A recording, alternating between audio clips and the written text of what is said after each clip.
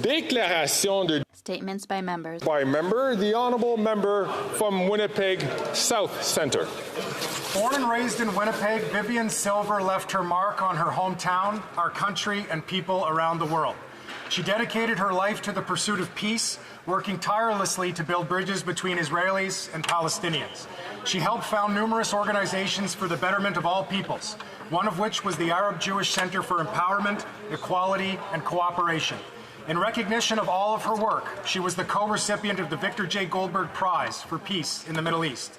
She was a very busy woman doing good, and she was also a wonderful mother and grandmother, said her two sons, Yonatan and Chen.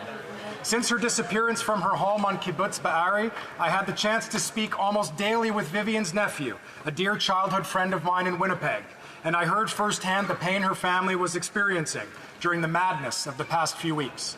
A close friend of Vivian said this of her recently: I have to hope that the life she lived and what she worked for will sow the seeds of peace, and that somehow it will come around as part of her legacy and as part of who she was, that it is achievable. Mr. Speaker, I hope that everyone in this House can join me in a celebration of Vivian's life and the change that she dedicated it to achieving in order to make the world a better place. May her memory be a blessing. Thank you, Mr. Speaker.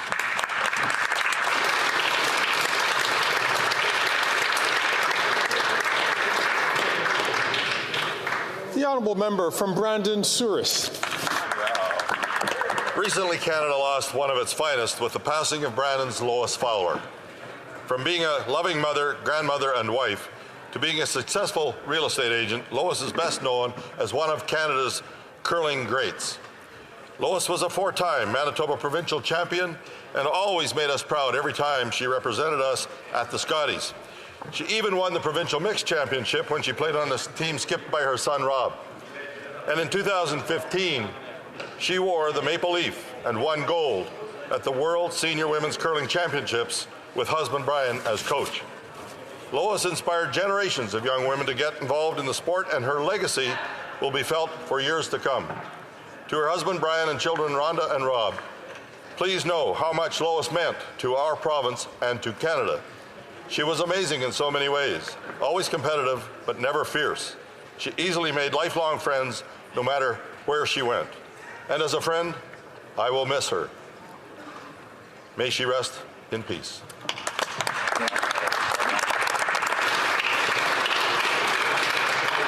The honourable member for Orleans.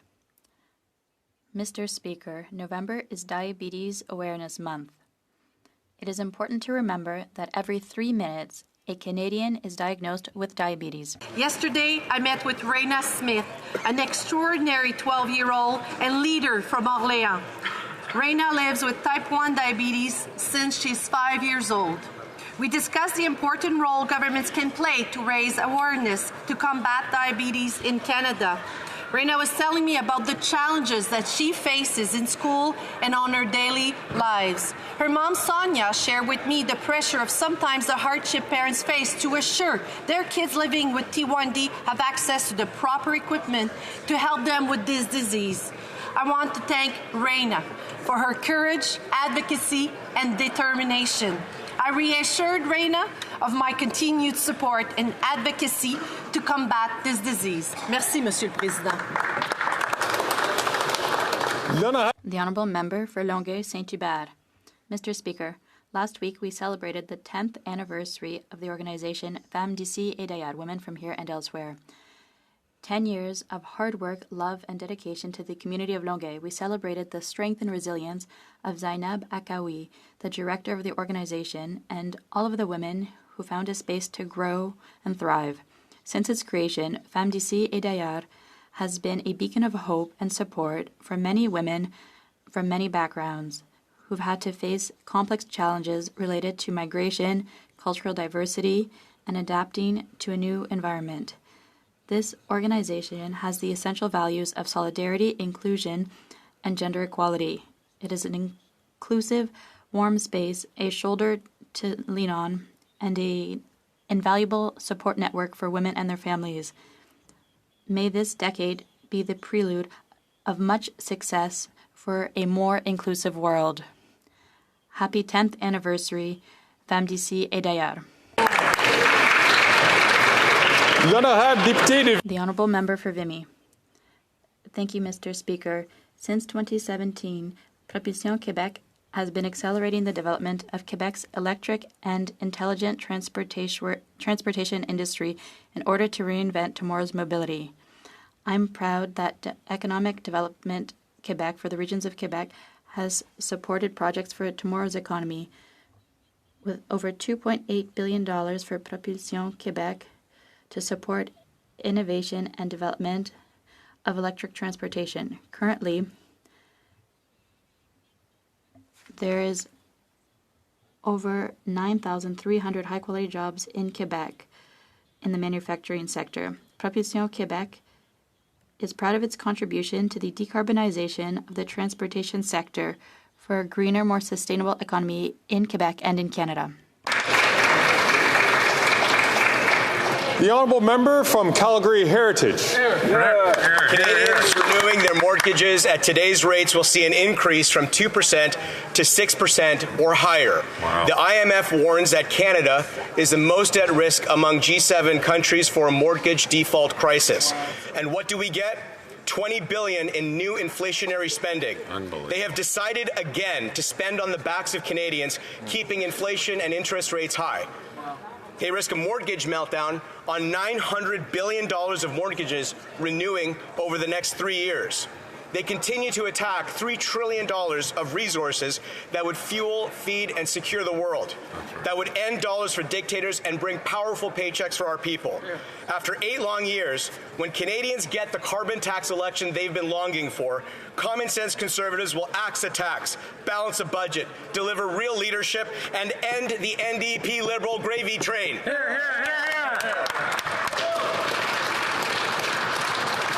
The Honourable Member for Vaudreuil-Soulanges. Speaker, 968 finger pricks, 3,178 insulin injections, 256 hours of sleep lost. That is what 9-year-old Paloma Darvasi from my community of Vaudreuil-Soulanges has already experienced since being diagnosed just 454 days ago with type 1 diabetes.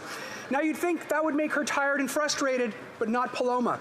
Instead, her and her mother, Liana, have been taking action. She walked into my office last Tuesday and shared that because of advancements in research in type 1 diabetes, 9-year-olds like her can live fulfilling lives, experience all the joys their classmates experience, and yes, lace up and take to the ice with their fellow Storm teammates. She came to ask us as parliamentarians to learn more about type 1 diabetes and to commit to further supporting the cutting-edge research of the Juvenile Diabetes Research Foundation. One day, we will find a cure, and when we do, you will have played a big role in getting us there. Bravo. Bravo. The Honourable Member from Egmont. It gives me great pleasure to honour the Minister of Agriculture. November 21st marked the 35th anniversary of his election to the House of Commons, making him the longest-serving ever MP for Prince Edward Island. It's a great achievement, and as a witness to history, the Minister has seen a great deal of change and progress here in the House and his Cardigan riding. 11 straight election victories. It is a remarkable record and a real testament to the trust invested in the member by the people of Cardigan. His love for Prince Edward Island is very well known, and his legacy in Cardigan and across the province will continue to pay dividends for many decades to come. Personally, I have learned from the Minister that it is essential for public representatives to always act on the guidance of constituents while keeping a steady eye on the future and potential opportunities. We owe a debt of gratitude to the Minister's sage and adroit understanding of changing times and his remarkable ability to positively navigate both today's and tomorrow's challenges. Congratulations to you and your trusted partner and advisor, Francis.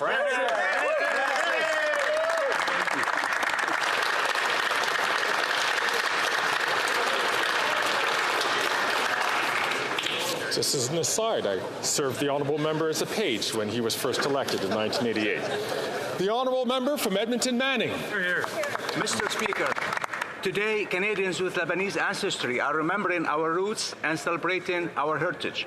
The modern Lebanese state was founded 80 years ago today. Of course, we Lebanese have been around a lot longer than 80 years.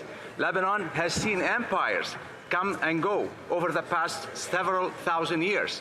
The first Lebanese immigrant came to Canada in 1882, seeking and finding a better life. Thousands more followed to this land of limitless opportunity. We Lebanese pride ourselves on making a positive contribution wherever we are. Canada has benefited from the skills and energy of those Lebanese who have made this country their new home.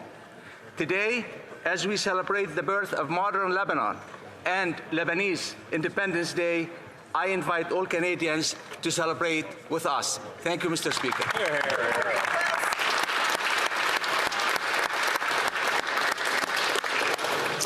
The honourable member from Etobicoke Lakeshore. Thank you, Mr. Speaker. What a wonderful occasion today to welcome the Sikyong of the Central Tibetan Administration to Ottawa, Penpa Sering. Elected as Sikyong in 2021, he's the voice of the Tibetan people around the world, including right here in Canada, Mr. Speaker. And Mr. Speaker, he too served as the Speaker of the Parliament of the Central Tibetan Administration. I think of thousands of Tibetans across our communities in Canada. The vibrant culture of the Tibetan people enriches the social fabric of our country. The Tibetan Canadian Cultural Centre is located in Etobicoke Lakeshore, something I am very proud of, and the goals of the centre and Tibetan Buddhism in general reflect a respect for life and harmony that transcends all cultures. Nonviolence and peace are universal aspirations for all humanity, and the Sikyong embodies those values. I've had the pleasure and the honor of meeting him on several occasions, including today, and I want to thank him for all of his hard work and appreciate all of his efforts, and he has our commitment that we will stand with him and the people of Tibet. Tasha Dalik, Mr. Speaker.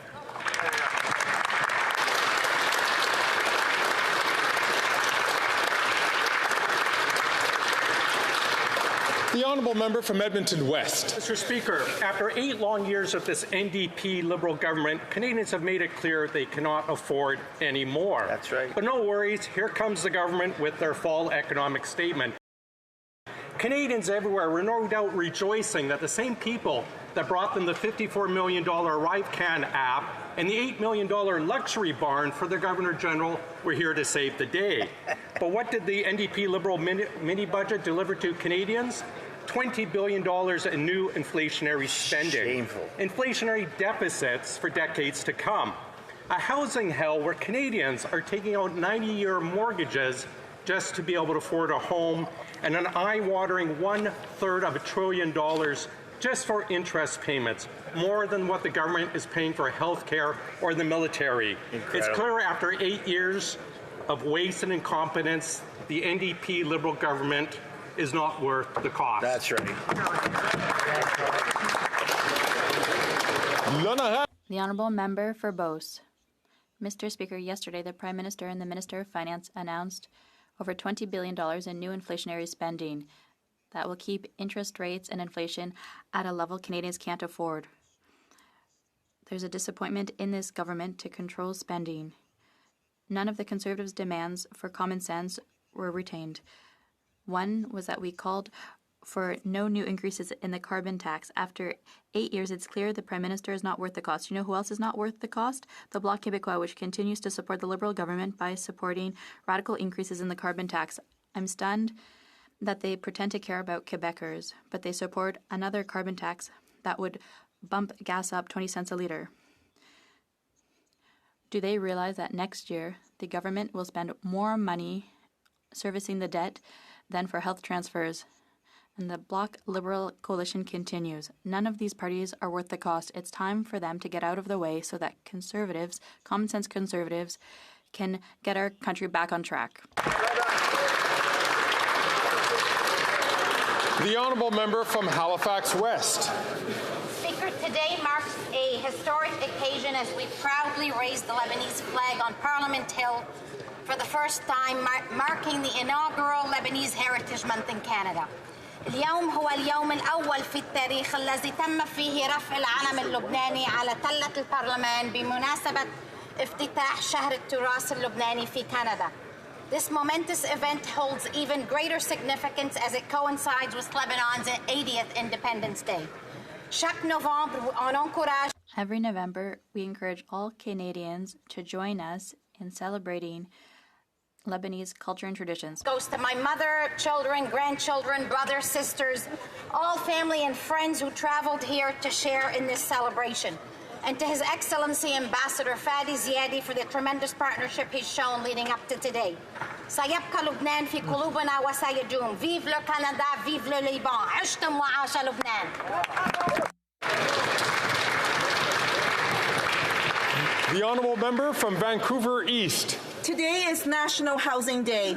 The NDP demanded immediate action to stop housing profiteering, a non-profit acquisition fund, and major funding and below-market financing for social and community housing in the fall economic statement. But the Minister of Finance failed to deliver. By delaying the funds to NDP key housing measures for another 2 years, makes the Liberals claim that they want to see more homes built faster a joke. It undermines the Bank of Canada's view that housing investment is not inflationary spending, but can even drive down the high cost of living. The fall economic statement also offered nothing new to support women, seniors, veterans, and Indigenous, Inuit, and Métis peoples. Canadians don't have to choose between the Liberals, who just disappoints, or the Conservatives, who think building social housing and co-ops is a Soviet-style takeover of housing. New Democrats will at least double Canada's community housing stock and put a stop to housing profiteering. It is time for Ottawa to work for everyday people and not just wealthy CEOs. The Honourable Member for Salaberry-sur-Roi. Mr. Speaker, the dreariness of November is being replaced in Quebec by a colourful celebration in our image. November in Quebec is Social Economy Month. It's an opportunity to celebrate all of the businesses that make up our economic fabric. Quebecers all have their favourite nonprofit. Just about everyone is member of a co-op. We all know a great mutual. We trust these local businesses that give meaning to the economy, whether for their workers, artisans, or consumers. And with good reason. The social economy is all about having business acumen and also knowing how to share success, leaving no one behind. Our social economy includes Valspec, Jardin de la Résistance, Créaction, Co-op C'est Sûr, and the Écolocal Market. It's also Coup de pouce des Moissons and the Lac Saint-François National Wildlife Area. For the Bloc Québécois, the social economy is above all a source of pride. Happy Social Economy Month.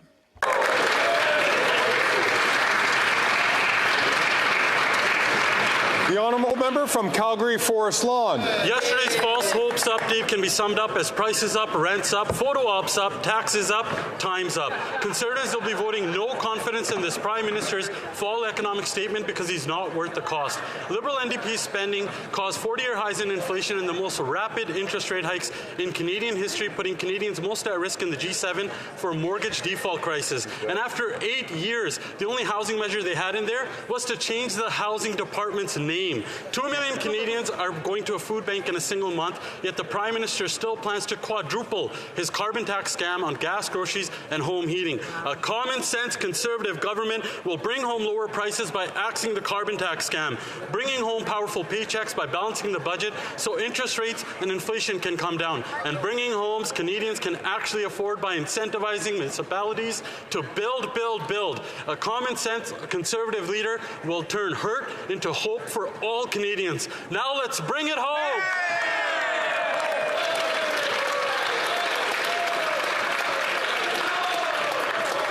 The Honourable Member for Gatineau. Speaker, I rise today to pay tribute to the member for Cardigan, to Francis and the entire Macaulay family. He is a man who has served his constituents and all Canadians with honour, wisdom, good humour, decency, and just plain common sense. This week, he is celebrating the 35th anniversary of his first election to this House. He has won 11 consecutive elections, Mr. Speaker, and it is no surprise why. He was first born in St. Peter's Bay in Prince Edward Island, and he's never forgotten where he came from. The good people of PEI clearly know this. He's an islander to the core. Before entering politics, he worked as a farmer and a businessman, and among his many roles in cabinet, he served as Solicitor General, Minister of Labour, Minister of Veterans Affairs, and on two separate occasions as Minister of Agriculture. Je tiens à le remercier. I'd like to thank him for the many years he has served Canada. All fortunate that this islander came our way 35 years ago. The Liberal Party, this House, and Canada are better for it, Mr. Speaker.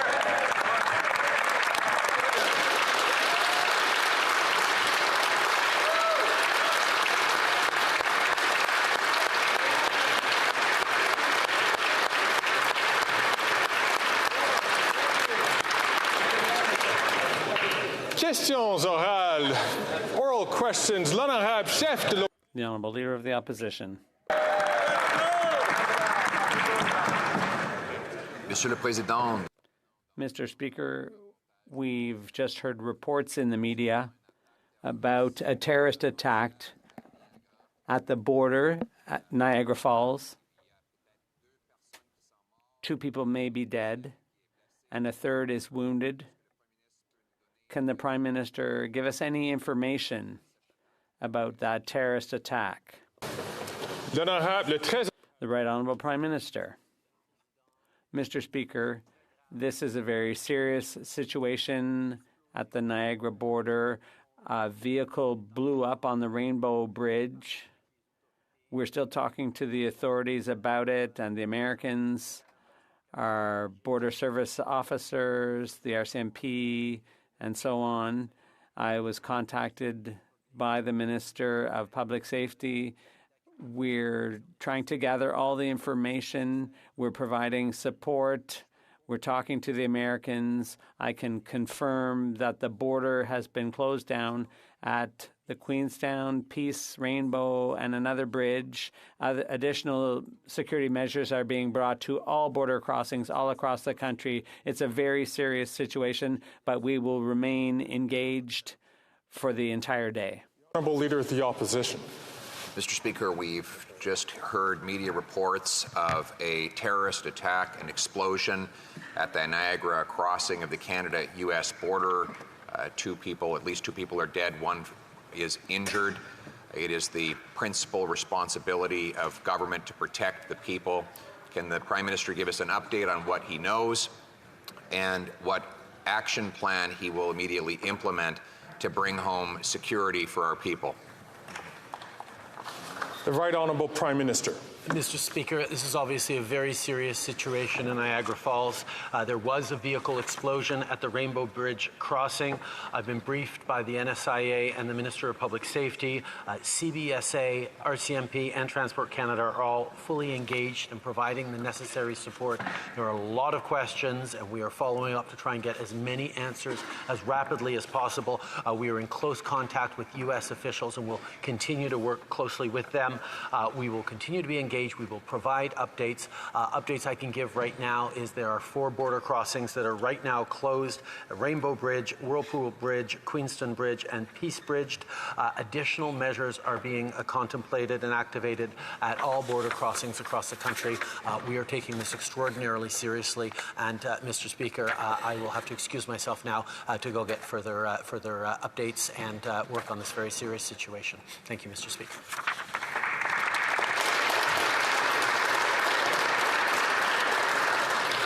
The Honourable Chef de l'Opposition. Honourable Leader of the Opposition. After all experts warned this government that its spending was causing inflation to rise, the government spent another $20 billion. That means tax increases, inflation up, interest rates up, rents up, mortgage payments up. Will the government finally reverse its inflationary policies so that Canadians who have record mortgage payments to make so that they can save their houses, keep their houses? The Honourable Minister. Mr. Speaker, yesterday was a good day with good news for people wanting to buy a new home because there were measures in the fall economic statement that will provide for the construction of thousands of homes all across the country and more rental units, through the purpose-built rental building program. And there's good news for households, for Canadians, and for everyone who's interested in having an affordable life here in Canada. Leader of the Opposition. What's up? Rent's up. Rates are up. Taxes up. Debt up. Time's up for this government, Mr. Speaker. After 8 years, they're not worth the cost. And now this Prime Minister cakes on another $20 billion of inflationary spending and will bring up the interest payments on our debt to a record-smashing $51 billion a year. With 2 million Canadians eating at a food bank every month and many facing the loss of their home, why won't they cancel this inflationary scam and replace it with a plan to balance the budget and bring down interest rates and inflation?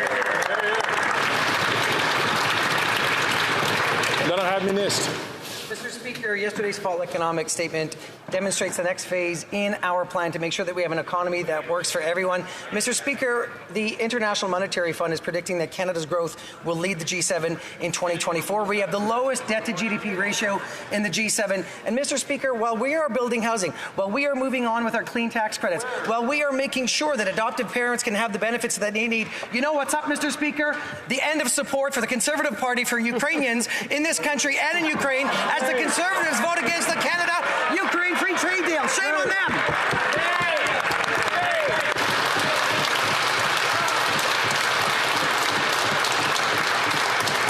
Chef de l'opposition. Actually, what's up is that the Prime Minister has once again betrayed Ukraine. He betrayed Ukraine when he gave Putin that big turbine to pump his gas and fund his war. He betrayed Ukraine when he refused to sell Canadian gas to break European dependence on Putin. He betrayed Ukraine by failing to vet someone celebrated in this House who turned out to be a Nazi. And he's betraying Ukraine with this terrible agreement to force a carbon tax on Ukrainians that will destroy their ability to fight a war and rebuild their economy. We will axe the tax and stand unequivocally with Ukrainians in their fight for freedom.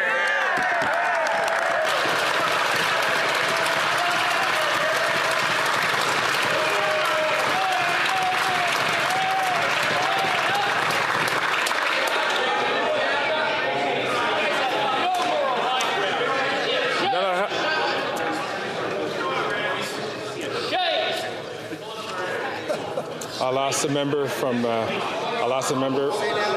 St. Albert, Edmonton, to please restrain himself. The Honourable Government House Leader. Thank you, Mr. Speaker. Mr. Speaker, if that were true, the members of the opposition would have voted in favor of the Canada-Ukraine Free Trade Agreement, an agreement that I will note the government of Ukraine asked Canada to do with them in a time of their utmost need when they're facing an illegal war of aggression from Russia.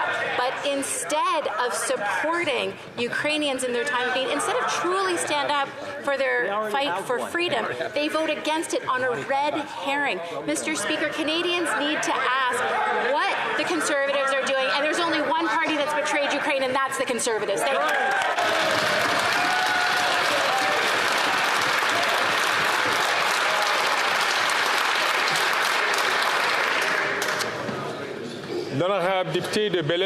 The Honourable Member for Belleuil-Chambly. Mr. Speaker, allow me to express the hope that the situation at the border will be as non-dramatic as it can possibly be, especially under the current circumstances. Yesterday, the government issued its fall economic statement with all kinds of pomp and ceremony, but the box was empty. Businesses are being let down, seniors are being let down, and the homeless are being let down. Are we to understand that things are going to get worse before they get better, Mr. Speaker? The Honourable Minister.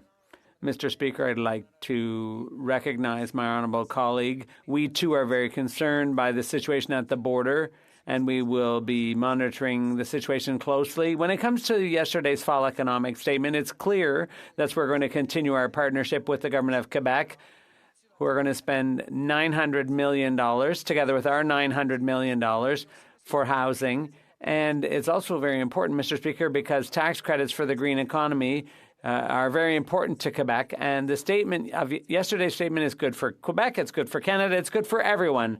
The Honourable Member for Belleuil-Chambly. Mr. Speaker, for 2 years now, they've been trotting out that same $900 million. It wasn't news in yesterday's statement. And that answer just shows how vacuous the statement was. My question was,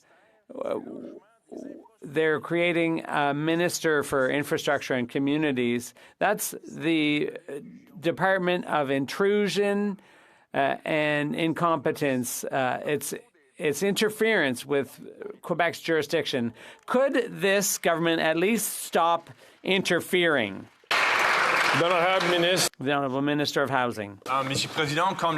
Mr. Speaker, as members know full well, it's a pleasure to cooperate with Quebec City, with my provincial counterpart in Quebec. We have a deal, $900 million from the federal government and the same amount from Quebec City. This deal will allow for 23,000 more housing units. It's an opportunity to cooperate, and I will continue my work building housing in Quebec and all across the country. The Honourable Member for Burnaby South. Mr. Speaker, I want to express my deep concern about the incident that we're just learning about at the Rainbow Bridge crossing between Canada and the United States. I want to acknowledge the work of the first responders, and we want to express also our deep concern for those reports that indicate that those that may be injured and potentially fatalities as well. Our deep concern about that. We want to know what's the update in terms of Canada's assistance in the investigation and the other steps to support those that have been impacted. The Honourable House Leader. Thank you, Mr. Speaker, and I'd like to thank my honourable colleague for his question. We are deeply concerned about what we have all learned recently happened at the Peace Bridge between Canada and the United States. As the Prime Minister mentioned, this happened very recently. He and the Minister of Public Safety are being updated as we speak. We will share information with the House and indeed with all Canadians as we get more information. But at this time, we do want to express our deep condolences to the people and the families who have lost loved ones, and we will continue to be engaged in this very serious and worrisome manner. Thank you. The Honourable Member for Burnaby South. Yesterday, if you wanted to hear the Prime Minister talk about his plan to make life more affordable, you had to pay $1,700 or $850 for those under 35. $850 for him to tell young people who are struggling to afford their rent, wait 2 years more for affordable housing.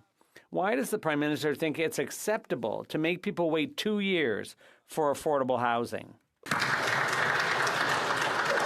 The Honourable Minister. Mr. Speaker, I am thankful for the opportunity, the Honourable Member, to raise affordable housing in young people. So many young people are taking advantage of the First Home Savings Account. Just the other day, I was talking to a young woman in my riding. She and her partner have saved, done so with tax-free savings, and just moved into their first home. And there's an uptick on this, Mr. Speaker. More and more young people are able to do this, and it's changing a lot of lives. Thank you.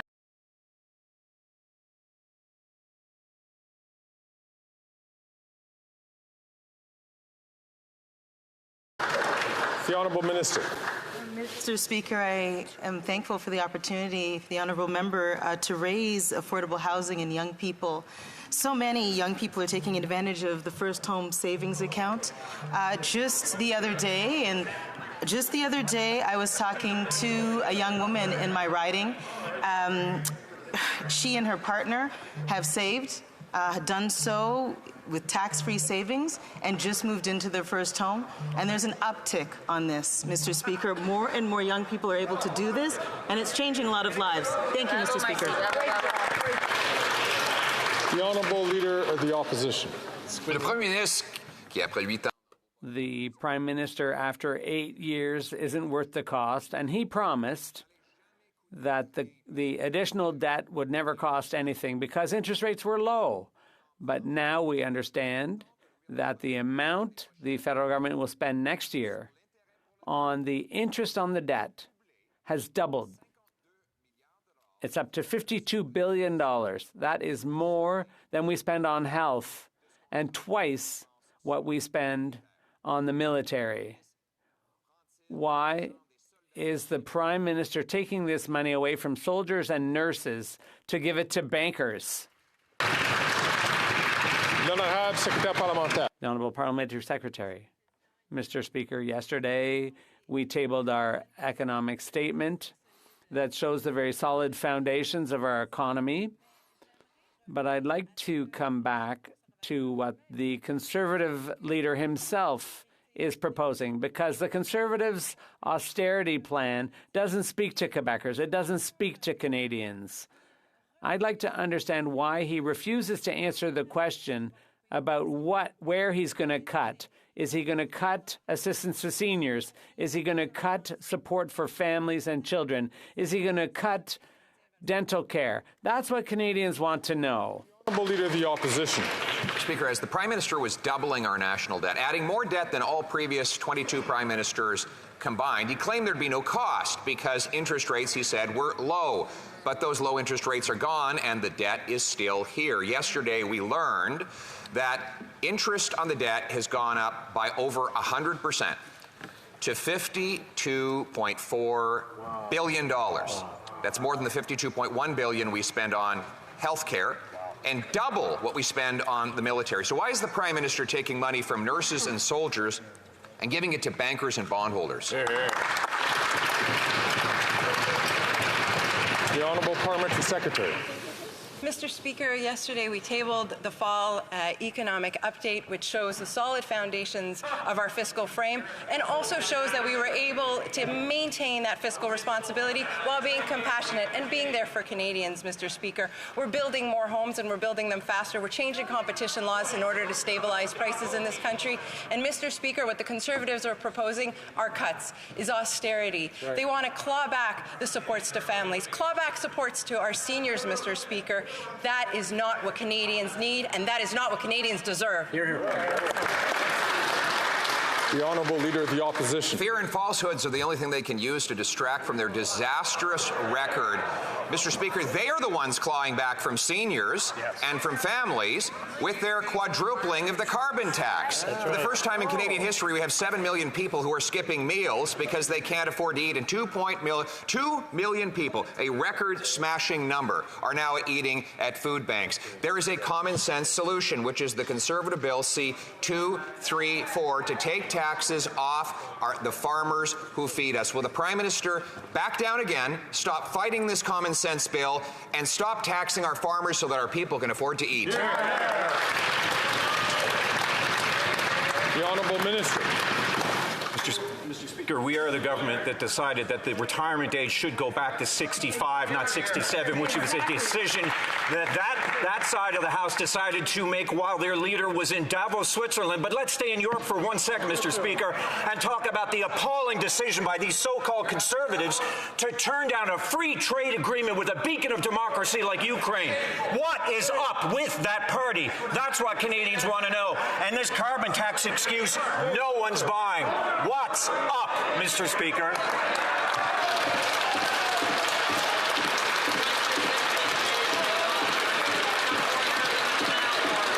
The Honourable Leader of the Opposition. Mr. Speaker, the pathological obsession these Liberals have with carbon taxes has now reached a level where it is sick.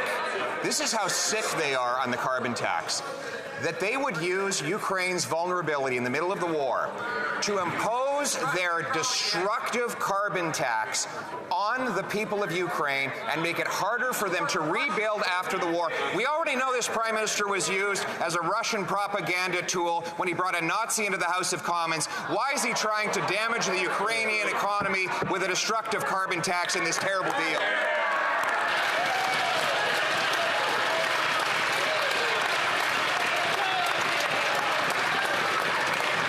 The Honourable Minister for International Trade. The only ones who are not supporting Ukraine are the Conservatives. Let's be clear. The Canada-Ukraine free trade deal does not impose a price on pollution on Ukraine. And you know why? Because Ukraine already has a price on pollution.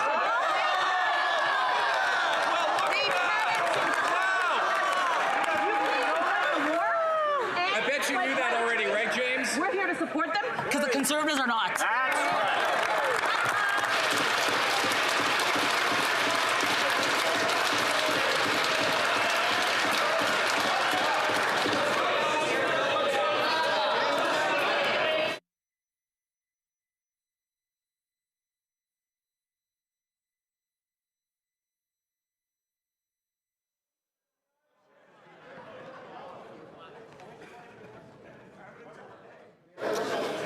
The Honourable Leader of the Opposition. Mr. Speaker, if it was already there, they wouldn't have needed to put it in the deal.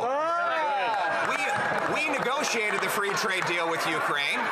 We support free trade with Ukraine. We're the only party that supports a real trade agreement with Ukraine that would include supplying it with Canadian-made defense equipment, which they voted against yesterday. They voted against that yesterday.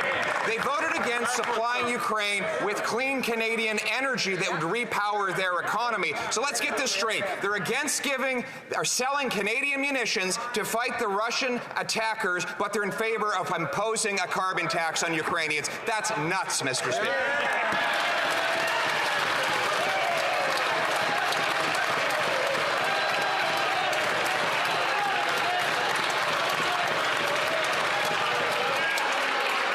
The Honourable Minister for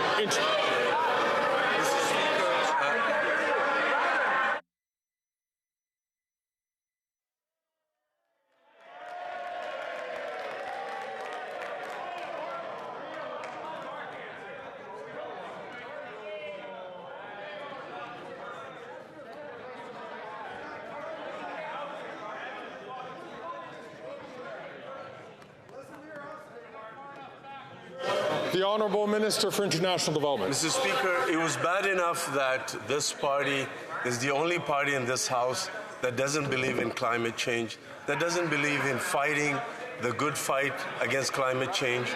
But on top of that now, when Ukrainians are dying literally on behalf of freedom-loving people of the world, they're fighting fascism, they're fighting totalitarianism, they're fighting against an illegal invasion. At that critical moment, what did they choose to do? They chose to abandon Ukrainians in their hour of need. Mr. President, Canadians will remember this moment, and we will never forget this shameful party.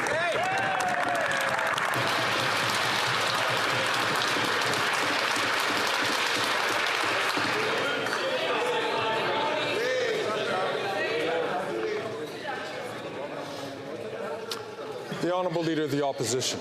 Mr. Speaker, it really is a pathological obsession for a party not only to look at its starving people, the 2 million people in Canada that have to go to food banks every month, the 7 million people who are hungry in Canada, but then to say that the misery from their carbon tax is not enough here in Canada, that they need to export it by imposing it in a pre-existing trade agreement.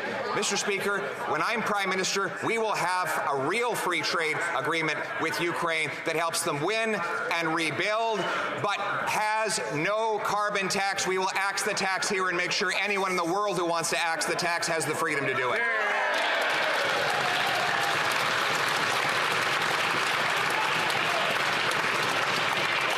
The Honourable Minister.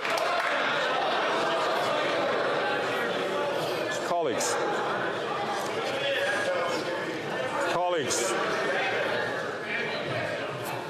I know it is Wednesday. I know that we've all come from our caucuses. I need to ask members to please exercise self-restraint so that the Speaker can hear the question and hear the answers. The Honourable Minister for Justice and Attorney General for Canada. Mr. Speaker, yesterday when the vote was happening on the Canada-Ukraine Free Trade Agreement, I was actually sitting with the Ambassador of Ukraine and Ukraine's Prosecutor General. We were talking about the pressing needs of the Ukrainian people and how we address those pressing needs and address their concerns in their hour of need. For the past 18 months, I was pleased to say that we had a multi-partisan approach to addressing Ukraine. Unfortunately, that evaporated in a puff of smoke with a very decided and methodical vote taken on the behalf of the Conservatives. When we say on the side that we stand with Ukraine, we mean it. And when we say Slava Ukraini, we mean it even more.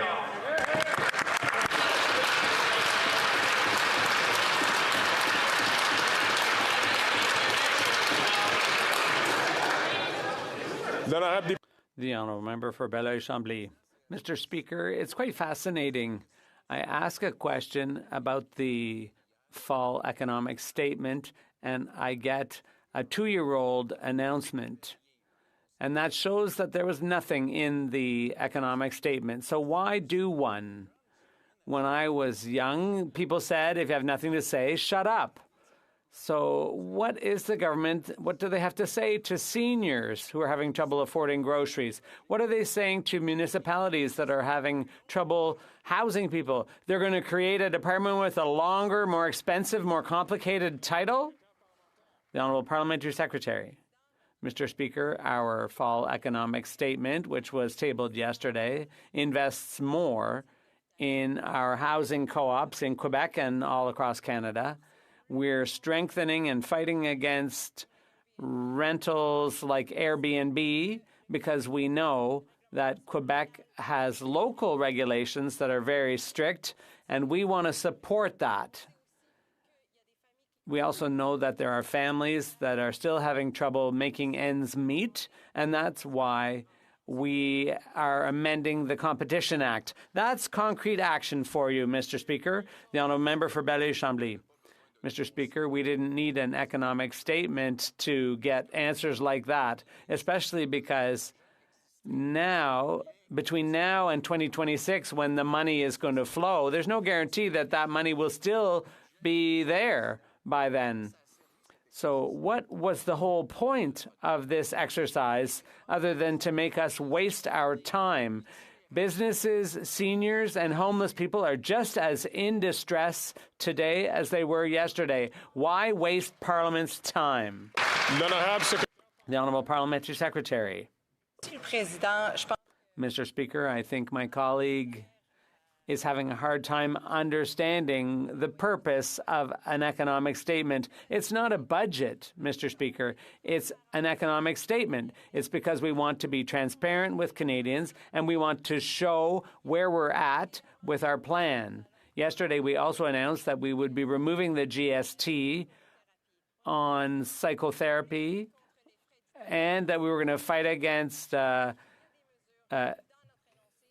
homelessness. So there are measures that will help Canadians also. The Honourable Leader of the Opposition. Our food banks, that if you put the images in black and white, you would just assume you were looking at images from the Great Depression. We have never seen 2 million people going to a food bank in a month. We never had 7 million people eating less than is healthy. But that is the starvation that we have as a result of 8 years of this Prime Minister. There's a common sense Conservative bill, C-234, that is passed to the Senate. The Prime Minister's ministers are panicking and begging senators to block it. Will the Prime Minister tell his senators that they have go-ahead to pass this common sense Conservative bill so our farmers can feed our people? The Honourable Parliamentary Secretary. Thank you, Mr. Speaker. You'd think after 2 decades in this place, the member opposite might know that the Senate is independent of this place. However, there was a time when Canadians could look to Conservatives for a little bit of leadership on fighting climate change. Mr. Speaker, Brian Mulroney was a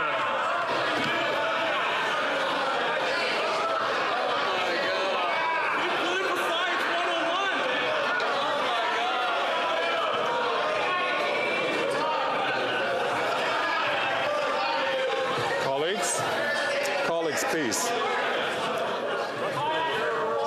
I had trouble hearing the honourable member. So I'm going to ask the honourable member to start again from the top so that I can hear. Please, honourable members. Thank you very much, Mr. Speaker. You know, you'd think after 2 decades working here, and no other job before that, I might add, that the member opposite, leader of the Conservative Party, would know that the Senate is independent of this place. And there was also a time, Mr. Speaker, when Canadians could look to the Conservatives for a little bit of leadership on climate action, back when Brian Mulroney led the fight against climate change, and when my neighbour, the member from Wellington Halton Hills, staked his entire leadership campaign on a carbon price. Now the leader of the Conservative Party is using climate action as a wedge to justify their vote, shameful vote, against the Canada-Ukraine Free Trade Agreement. Mr. Speaker, Ukraine already prices carbon, and they're out of air.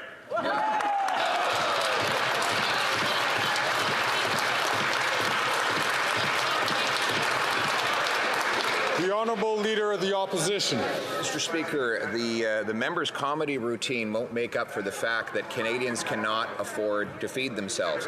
But the Prime Minister is in a bind again. He was already bullied by his Atlantic caucus into panicking and bringing in a temporary pause on home heating taxes, but only for some. Now, his Environment Minister is threatening to resign if there are any more carbon tax carve-outs. Will the Prime Minister stop allowing himself to be bullied and threatened by his radical Environment Minister and axe the tax on our farmers so that Canadians can afford to eat? The Honourable Parliamentary Secretary. Thank you very much, Mr. Speaker. The only thing radical in this House is the leader of the Conservatives Party constant climate denial, Mr. Speaker. As I just mentioned, the Conservatives are trying to use climate denial in an attempt to justify their shameful vote against the Canada-Ukraine Free Trade Agreement yesterday. But I have news for the Conservatives. Ukraine already prices carbon along with other European countries like Norway, Sweden, Great Britain, Denmark, Poland, Germany, the Netherlands, Spain, Poland, Switzerland. A lot of them believe in pricing carbon, Mr. Speaker. They all ran on that promise, and the member from Wellington Halton Hills staked his entire leadership campaign on it, Mr. Speaker. Get with the program, Conservatives.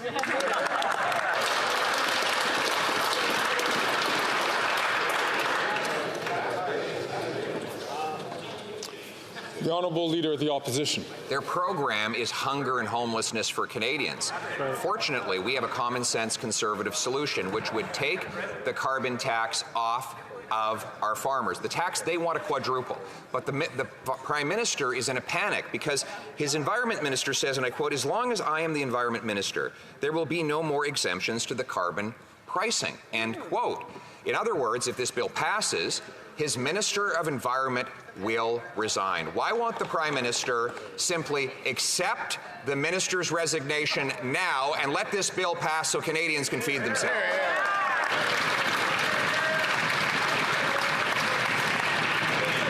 The Honourable Government House Leader. Thank you, Mr. Speaker. Canadians know what it means when they hear the words common sense Conservatives. It means cuts to the programs and the services that they rely on that ultimately hurt Canadians. But let's put some facts on the table, Mr. Speaker. Since we've come into office in 2015, we've lifted 650,000 children, 2.7 million Canadians out of poverty. Canada now ranks 6th in terms of where we rank in terms of child poverty in the world. When the Conservatives were in office, when that leader was in office, Mr. Speaker, Canada ranked 24th in the world when it came to child poverty. Mr. Speaker, we continue to support Canadians. We'll stay on the facts, and we will not cut services like the Conservatives. Thank you, Mr. Speaker. The Honourable Leader of the Opposition. No, what they're doing is cutting the food budgets of families by raising the tax on the farmers who feed us. Again, there is a common sense Conservative bill that passed through this House of Commons against the great protest of the Prime Minister, who still wants to quadruple the tax.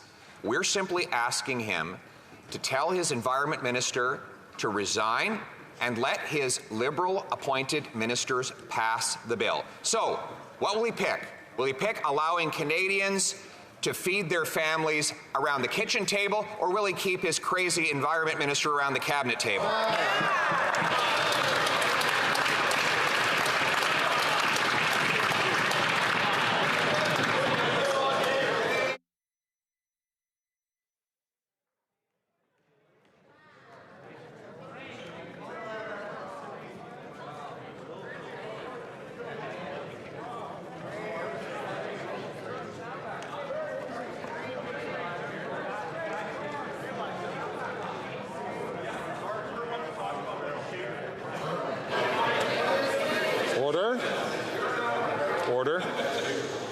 I'd like to remind all members that it's important to use language which is, when it's directed at a particular member, language that is not disruptive or demeaning. I will ask the Honourable Minister to respond. Thank you, Mr. Speaker. I'll happily tell the Leader of the Opposition what we pick on this side. Mr. Speaker, we pick to support Canadians in their time of need. Mr. Speaker, we pick to fight climate change, Mr. Speaker, which we know is an existential threat. And we pick to ensure that we are supporting people who are seeking their freedom around the world, Mr. Speaker. What we're seeing in the United States is right-wing politicians who are turning away from Ukraine, turning towards Russia. I can only assume that's what we're seeing here in Canada right now, as the members opposite are the only ones in Canada who are not standing with Ukraine. Canadian stands with Ukraine, and everyone else except for the Conservative Party does.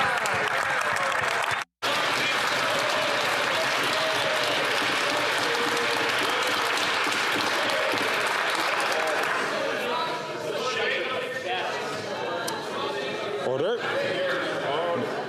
The Honourable Member from Burnaby South. Thank you, Mr. Speaker.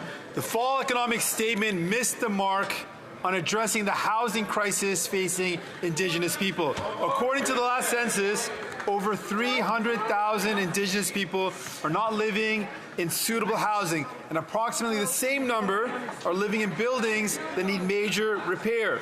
After 8 years of Liberals, they have neglected and ignored the strife and the struggle of Indigenous people and a delayed action on housing crisis. What is the Prime Minister's excuse? The Honourable Minister for Housing, Communities and Infrastructure. Mr. Speaker, I'm sincerely thankful for the NDP's concern for the well-being of Indigenous people across Canada and for the recognition of the need to continue to make the investments necessary to improve the housing situation impacting communities in every part of this country. The reality, though, Mr. Speaker, is that we are making historic investments in affordable housing for Canadians generally, but specifically for Indigenous peoples across this country as well. In previous budgets, we have put $4 billion on the table for distinction-based funding for Indigenous communities, an additional $4.3 billion to address Indigenous housing needs in urban, rural, and northern environments across this country. We'll continue to do what's necessary to support Indigenous peoples when it comes to housing. The Honourable Member from Burnaby South. The Prime Minister promised Canadians in 2021 he would impose an emissions cap on oil and gas producers. It's been 2 years of delay and disappointment. Families, municipalities, small businesses, and in the industrial sectors are investing in low-carbon solutions, but oil and gas emissions continue to rise unchecked. That doesn't look like climate leadership to me. Will the Prime Minister commit to releasing the oil and gas emissions cap framework with a 2030 target in line with science before COP28? The Honourable Parliamentary Secretary. Thank you very much, Mr. Speaker. I'd like to thank the member from Burnaby South, the leader of the New Democratic Party. It's refreshing to talk about how we fight climate change and not if we fight climate change, constantly with the Conservatives debating whether or not climate change even exists. I agree with the Speaker, with the leader of the NDP, Mr. Speaker. Establishing a cap on oil and gas emissions is one of the key commitments of our government's emissions reductions plan. Canada's oil and gas companies have proven repeatedly that they can innovate and develop new technologies and more competitive business models, and will continue to work with them on reducing their emissions with an emissions cap. Thank you, Mr. Speaker. The Honourable Member from West Vancouver, Sunshine Coast, Sea to Sky Country. Mr. Speaker, yesterday the government announced new measures that will support homeowners, the middle class, and increase housing construction. All measures that Conservatives will vote against, just as they voted against cutting taxes on the middle class and opposing any investment in affordable housing. In fact, the Conservatives eliminated 800,000 affordable homes the last time they were in government. Canadians know the only thing they can count on is that the Conservatives will abandon them in their time of need, just as our brave Ukrainian allies found out yesterday. So can the Parliamentary Secretary to the Minister of Finance please tell Canadians why the Conservative Party should instead change course and support the measures in the fall economic statement? The Honourable Parliamentary Secretary. Mr. Speaker, I'd like to thank my colleague for his excellent question. Yesterday, we did table the fall economic statement, which is the next step in our plan to build more homes right across this country and to build them faster, Mr. Speaker, to crack down on short-term rentals and Airbnbs by supporting municipalities and their own regulations, and of course by strengthening competition laws in this country in order to stabilize prices. Mr. Speaker, that was our plan, and it took only minutes for the Conservative leader to call it disgusting. What is actually disgusting is that Conservative leader refuses to tell Canadians what he's going to cut. That's right. The Honourable Leader of the Opposition. It's come to light that the Prime Minister will spend $15 billion tax dollars, that's $1,000 for every single family in Canada, on a grant that will pay for 1,600 replacement workers to come in and displace union jobs in Windsor in a battery plant there, Mr. Speaker. Now, the Prime Minister's desperately claiming that he had no choice in the matter. Well, then why doesn't he open up the contract so all Canadians can see if there were any guarantees that this massive $15 billion grant would actually lead to Canadian and not foreign paychecks? The Honourable Minister. Mr. Speaker, this is a little bit rich coming from a political party that not only doesn't stand for auto workers, doesn't stand for Canadian workers at all, has no interest in a green economic plan like we have. Mr. Speaker, the Conservatives have not been with workers. They've not been with the auto sector. We are building battery plants in parts of this country. We are building the green economic plan. Mr. Speaker, let's look at the facts. 1, temporary foreign worker permit has been approved. 1. The Honourable Leader of the Opposition. Yes, and there are 1,599 more, at least, in foreign replacement workers who will be coming to use the $15 billion tax dollars that this Prime Minister is making Canadians pay for this single plan. In fact, here I have the advertisements for the position: electric quality mode engineer, skills required, bilingual in English or Korean. Wow. Mr. Speaker, this is true of countless of the job applications. Will the Prime Minister release the contract on this $15 billion deal to see if any of the money is going to go to Canadian workers or it's all going to foreign replacement workers?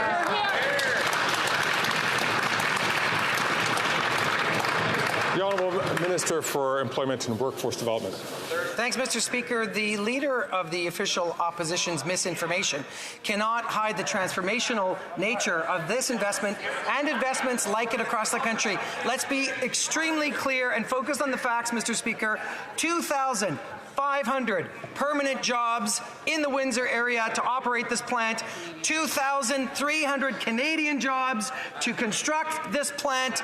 Those are the facts. He's risky, he's reckless, and he's just dealing in pure misinformation.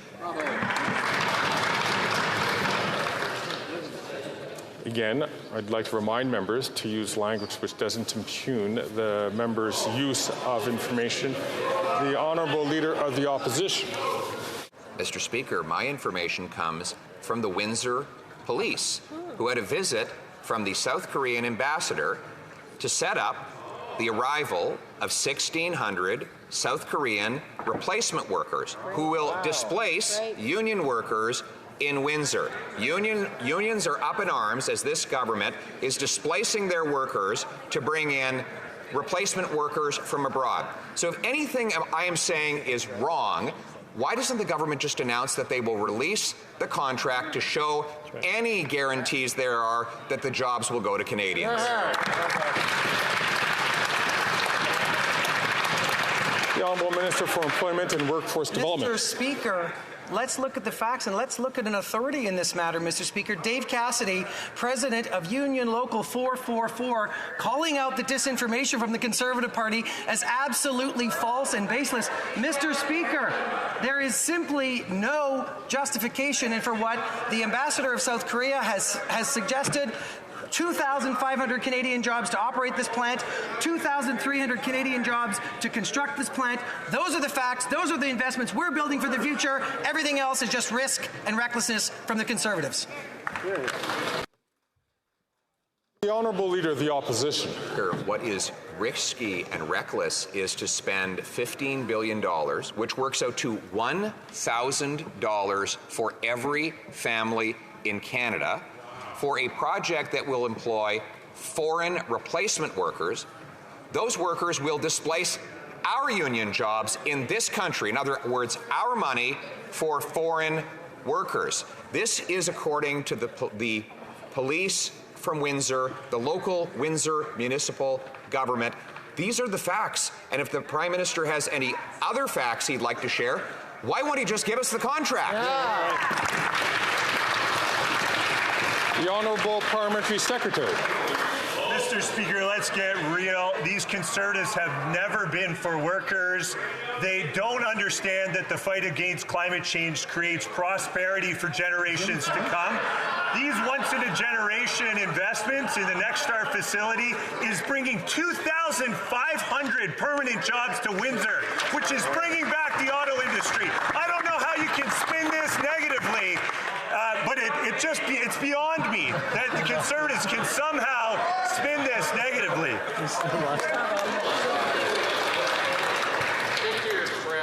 And ask all members, please, to only take the floor when they're recognized by the Speaker to do so that we can make sure that we have order in this House. J'aimerais reconnaître le député. The Honourable Member for Joliette. Thank you, Mr. Speaker. The economic update proves once again that the Prime Minister does not understand the word emergency. The housing crisis is an emergency. The new funding announced will be insufficient. Moreover, there's not a single new measure which will take effect before 2025, meaning after the next election. All that the Prime Minister is offering is money starting in 2025 if we vote in a Liberal government. When will the Prime Minister finally understand that what we need now, today, is money for housing, not campaign promises? The Honourable Housing, Communities and Infrastructure Minister. I disagree with him, and I would encourage him to read the entirety of the fall economic statement. There's a number of measures that take effect very quickly, some in the next number of weeks, some in the next number of months. He must be referring to our recapitalization, though, of certain programs that are actually helping get homes built now. We continue to have funds on the table. In fact, just last week, we landed agreements worth $4 billion that's going to see nearly 12,000 new homes constructed right across this country at prices that ordinary people can actually afford. We are now locking in long-term investments that are going to provide certainty to builders so they can continue to build the homes that are necessary to defeat this housing crisis. L'honorable député de Joliette. The Honourable Member for Joliette. Thank you, Mr. Speaker. He should read the charts in the budget. It says $0 for this year and $0 next year. Mr. Speaker and all, get your mittens and toques ready because it's going to be a long winter this year. A long winter for those who can't find housing and who won't see any new money until 2025. A long winter for those who might end up affected by the 50% increase in homelessness with no emergency fund to help. It's going to be a long one for media workers experiencing layoffs, but there's no emergency fund once again. And it's going to be a long one for SMEs if the emergency account repayment deadline is not extended beyond January. These people need help now, not in the spring, and especially not all the way in 2025. What's the Prime Minister waiting for? The Honourable Housing Minister. Monsieur Président. Mr. Speaker, I agree with the member. It is necessary to invest in order to solve the housing crisis. There are new measures in the fall economic statement. For example, there are investments that our government is making that we had previously announced. For example, for the province of Quebec, there's $1.8 billion just to support affordable housing investments in the province of Quebec. We continue to make the necessary investments in order to put an end to the housing crisis everywhere in Canada.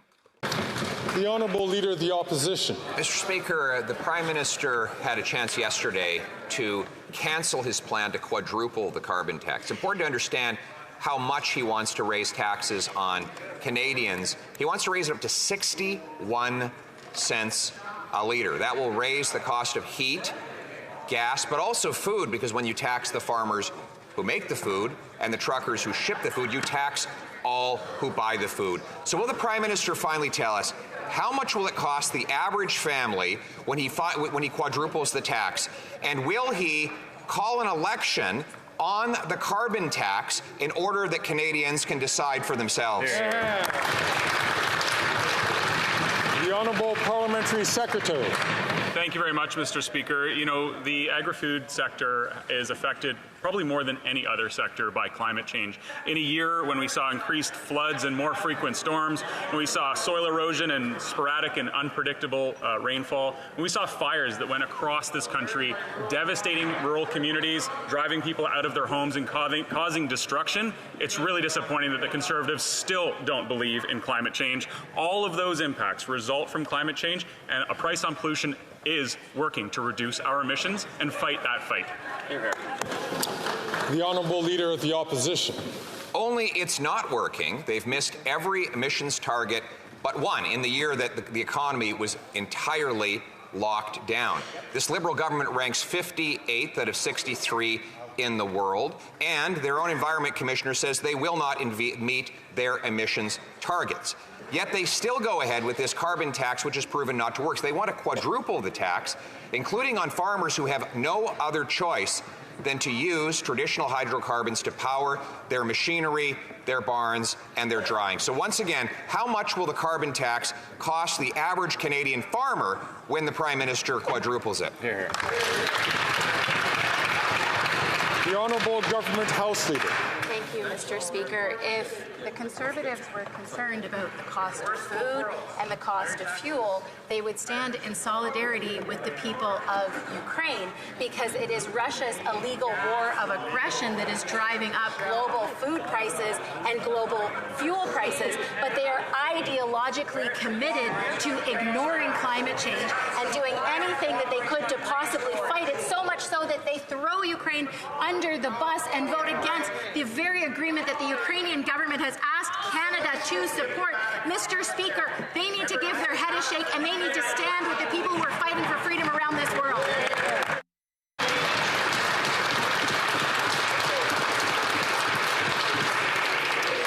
The Honourable Leader of the Opposition. The minister who stood and had a photo taken with a Nazi that helped Russian propaganda all around the world. But the question was about the carbon tax costs on the average Canadian farmer. I have here the power bill from Enbridge for a farm in my riding that is $11,000 in carbon taxes alone. That's today.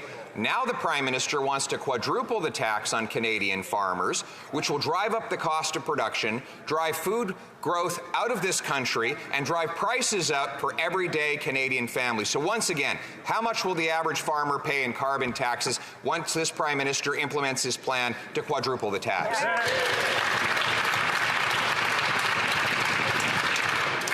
The Honourable Government House Leader. Mr. Speaker, what is unbelievable is that for the Leader of the Opposition, who claims to stand for freedom, who claims to stand for democracy, will do everything he can to ideologically oppose fighting climate change, including not standing with Ukrainians who are facing an illegal war of aggression by Russia, Mr. Speaker. That is driving up food and fuel prices around the world. If he truly cared about supporting Canadian families, Canadian farmers, he would support the Canada-Ukraine Free Trade Agreement, and he wouldn't abandon them in their time of need.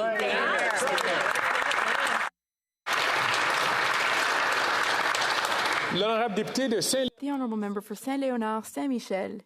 Mr. Speaker, yesterday, in its economic statement, the government announced measures to support housing cooperatives. Mr. Speaker, in Quebec, there are 1,130 co-ops, totaling over 22,000 units. The Leader of the Opposition has described co-op housing as Soviet-style housing, thus demonstrating his contempt for this type of housing. Can the Prime Minister explain to Canadians the impact that the measures announced yesterday will have on housing cooperatives everywhere in Canada? The Honourable Minister. Mr. Speaker, I thank the member for Saint-Léonard Saint-Michel for her very hard work and for her question. People need more housing, and co-ops are part of the solution. That's why yesterday we announced that we are removing GST on the construction of new housing co-ops, and we also announced that we'll be strengthening our co-op development program. Mr. Speaker, unlike Leader of the Opposition, who has contempt for co-ops, we support them and we support everyone who lives there. The Honourable Leader of the Opposition. Thanks. The Prime Minister's tax on farmers who grow our food, the truckers who transport the food, it's a tax on all those who eat food, too. The Bloc Québécois wants to drastically increase taxes for farmers, Mr. Speaker. So, there will be higher costs for farmers in Quebec. How much will this second carbon tax cost each farmer in Quebec? How much will it cost? The Honourable Minister. Mr. Speaker, the Leader of the Opposition and his party does not even have a climate plan. In this day and age, that is certainly very reckless.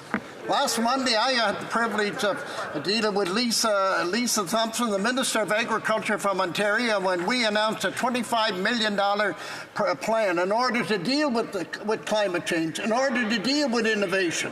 I can tell the Leader of the Opposition, number one, you need a climate plan, and number two, this government will continue to support our farmers to make sure they stay on the cutting edge and become more profitable. If we do not deal with climate change, we add to the price of food.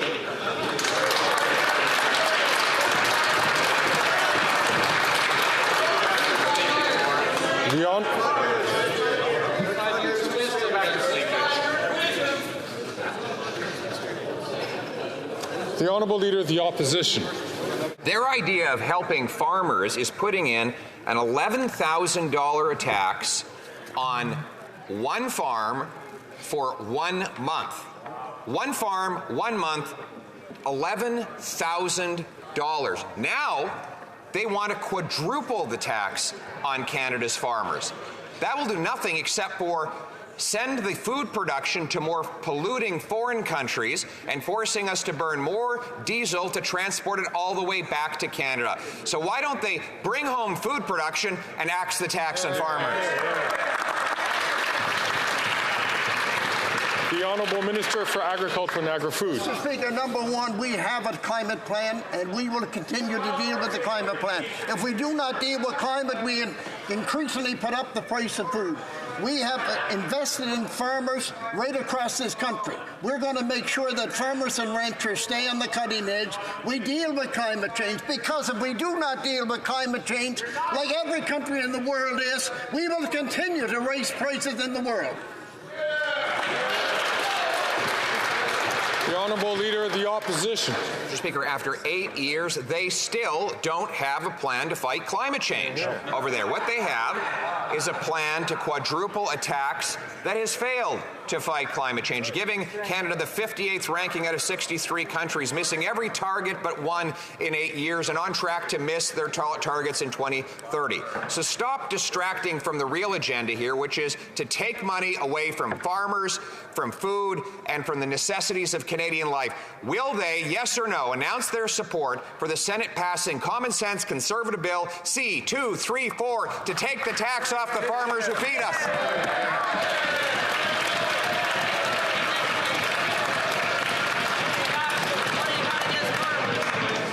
The Honourable Parliamentary Secretary. Thank you, Mr. Speaker. You know who knows a thing or two about farming and climate change? That's the farmers who work in the breadbasket of the world, Ukrainian farmers. And you know who asks Canadian parliamentarians to vote for the Canada-Ukraine Free Trade Agreement? Ukrainian farmers. So did the Ukrainian-Canada Congress. So did President Zelensky himself. Ukrainian farmers are betrayed by this federal government. That's the people who grow.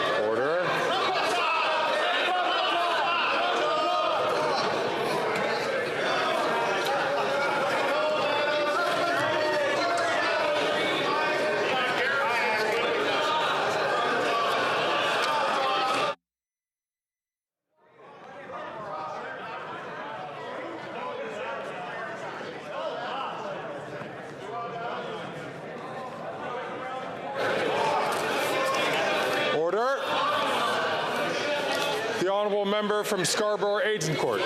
Mr. Speaker, economic reconciliation is a major part of the federal government's work to build a strong and sustainable economy. Yesterday, the government announced its fall economic statement.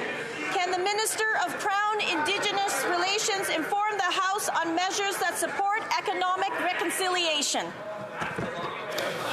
The Honourable Minister for Crown Indigenous Relations. I want to thank the member for Scarborough Agincourt for her tireless advocacy and her hard work. The number of major projects with potential for Indigenous equity ownership is anticipated to grow significantly over the next decade, and we're working with Indigenous partners to increase access to the affordable capital that Indigenous communities will require to make these opportunities a reality.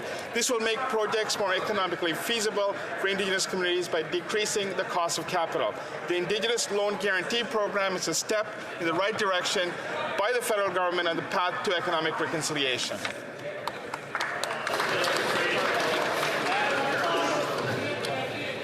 Order. The Honourable Member from Nunavut. In the fall economic statement, the Liberals showed that they are ending critical programs and services that Indigenous peoples rely on. These decisions will keep Indigenous peoples in poverty. This at a time when the First Nations infrastructure gap stands at $350 billion. When will this government use this empathy they express and reconcile that with the funding so desperately needed to lift Indigenous peoples out of poverty? Hear, hear. The Honourable Minister. Mr. Speaker, I really appreciate the advocacy of the member opposite to continue our work to close the infrastructure gap and to seek true reconciliation with Indigenous people. And that's a journey we've been on, Mr. Speaker, since 2015. In fact, services for Indigenous people were flatlined for over a decade with the previous Conservative government. We've seen an increase of 168% in investments in Indigenous communities, and we're not going to stop, Mr. Speaker. Hear, hear. The Honourable Member from Saanich Gulf Islands. Thank you, Mr. Speaker. The horror, the nightmare. Imagine leaving your home. You've got a crying newborn in the back seat. You're making your way through smoke you can hardly see, and you're trying to find an evacuation route from fires.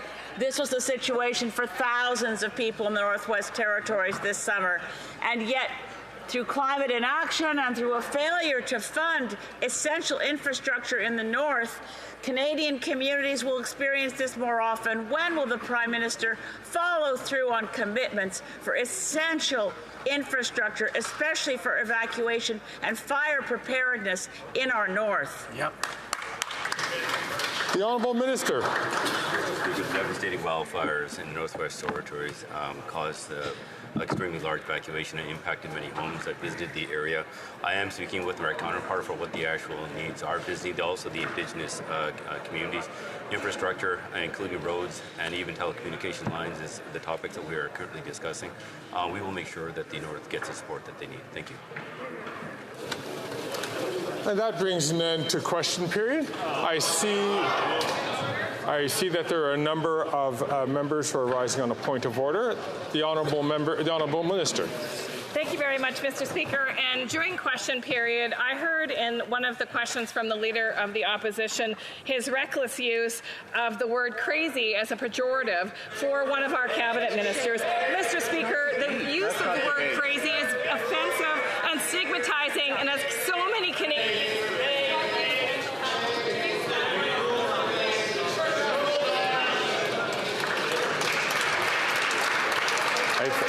I thank the Minister for raising this issue. The Speaker already had made a statement regarding this and the importance of, when we're referring to individual members, that we treat all members with respect and dignity. Also on a point of order, je reconnais the member for Rosemont-la-Petite-Patrie on a point of order. Thank you, Mr. Speaker. I seek unanimous consent for the following motion. Given that the construction of Mirabel Airport led to the forced expropriation of thousands of people in 1969. Families lost their homes, their land, and their communities. As a result, they've been traumatized. And given the end of commercial flights to Mirabel, and the fact that the airport is now closed to the public, that this House officially apologized to residents of Mirabel who were expropriated in 1969. All those opposed to the honourable member's motion will please say nay. Je regrette. Unfortunately, there is no unanimous consent. On another point of order, the honourable member for Saint-Jean.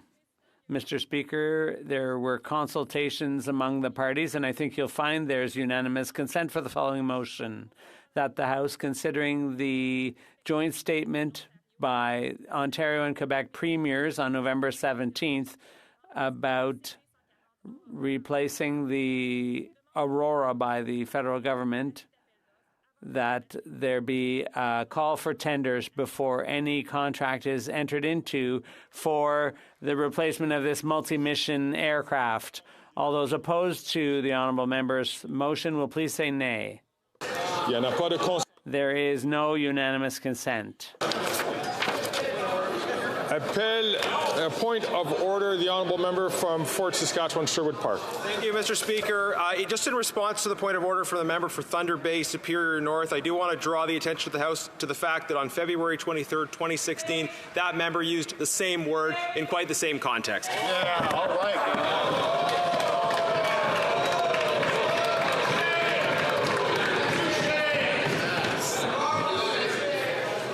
That is falling into the issue of debate. Thank you to the member. Comme il est 15 heures. It being. Excuse me, I did not see the honourable member from Winnipeg Centre rising on a point of order. Mr. Speaker, during QP, the leader of the Conservative Party referred to the Environment Minister as crazy Environment Minister. We are going through a mental health crisis in this country. I would like the member from Carleton to apologize to this House and apologize to people struggling with mental health across this country.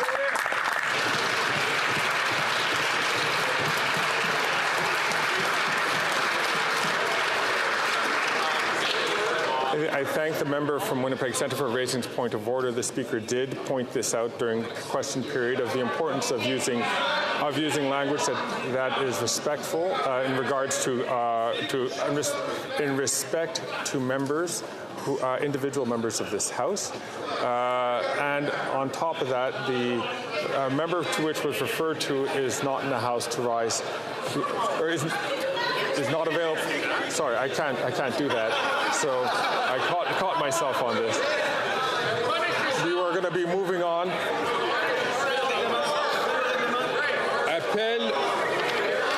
Appel au règlement. On a point of order, the honourable member for Madawaska-Restigouche. Thank you, Mr. Speaker. It's become impossible to hear questions and answers, and especially the answers. It's always from the same corner of this House where the heckling is coming from. There is supposed to be decorum around parliamentary language, and this is a perfect illustration of my point. The language has changed here. Some of our colleagues are using disdainful language, they're bullying, they're shouting, and I think as members of Parliament, each one of us here has a right to hear clearly without feeling intimidated. We have a right to hear the answers. I'd like to hear your ruling on how decorum should be respected and parliamentary language. It's gotten to the point that it makes no sense anymore. I'd like to thank the honourable member for Madawaska-Restigouche for his intervention.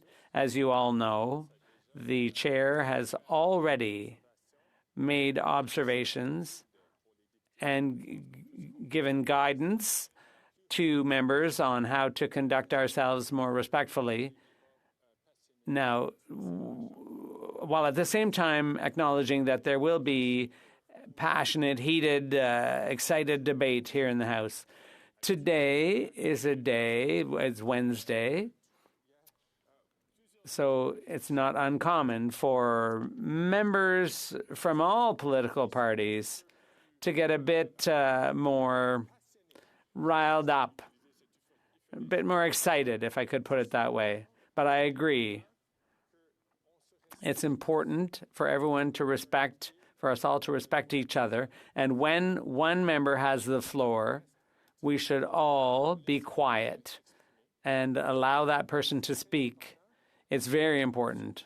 And in the case, the specific case, the chair did hear the member's answer, but I would encourage all members to exercise much more self-restraint, much more discipline, so that everyone can be heard here in the House.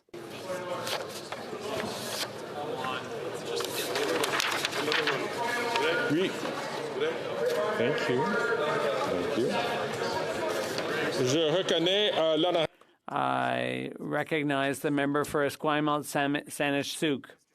With respect, I think if you examine the proceedings today, you will see that the point of order raised by the member for Winnipeg Centre is about the use of the term crazy, referring to someone's mental health as a pejorative. It doesn't matter who it's applied to in this House. Her point of order was about the use of that term as a pejorative. And I think you, Mr. Speaker, may have inadvertently confirmed that negative thing in your ruling. And so I would like the Speaker to examine those records, because I think we need to make sure that in this House we respect all those Canadians who are struggling with mental health issues and not use mental health as a pejorative in this House. Here.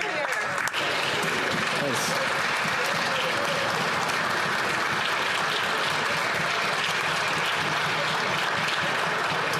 I thank the member, and I will take a closer look at that point of intervention from the member from Winnipeg Centre. But I do see that the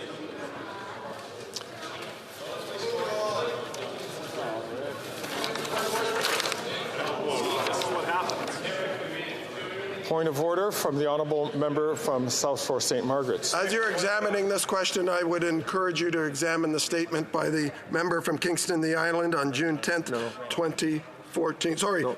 The Esquimalt Juan de Fuca on June 14th, 2014, using the same word.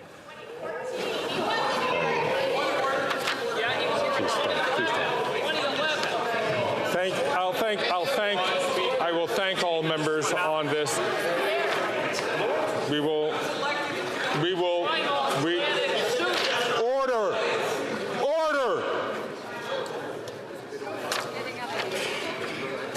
Il est 15 heures. It being 3:28, the House will now proceed to the taking of the deferred recorded division on the motion at second reading of Bill C-316 under private members' business. Call in the members.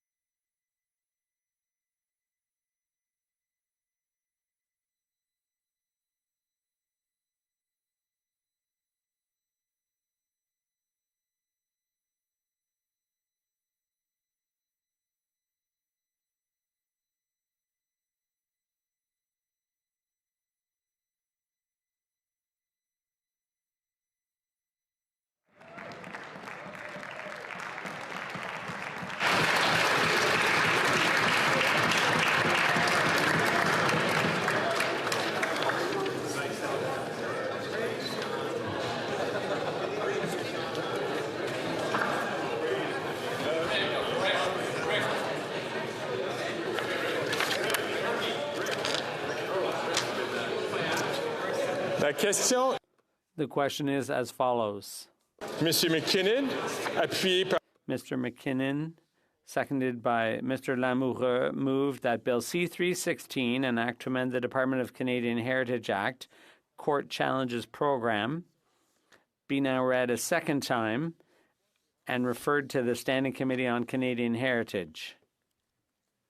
La période. The 10-minute period for members voting electronically has started, and the House will now proceed to the vote. We will start with the sponsor of the item. Qui est sur Zoom. Who's on Zoom?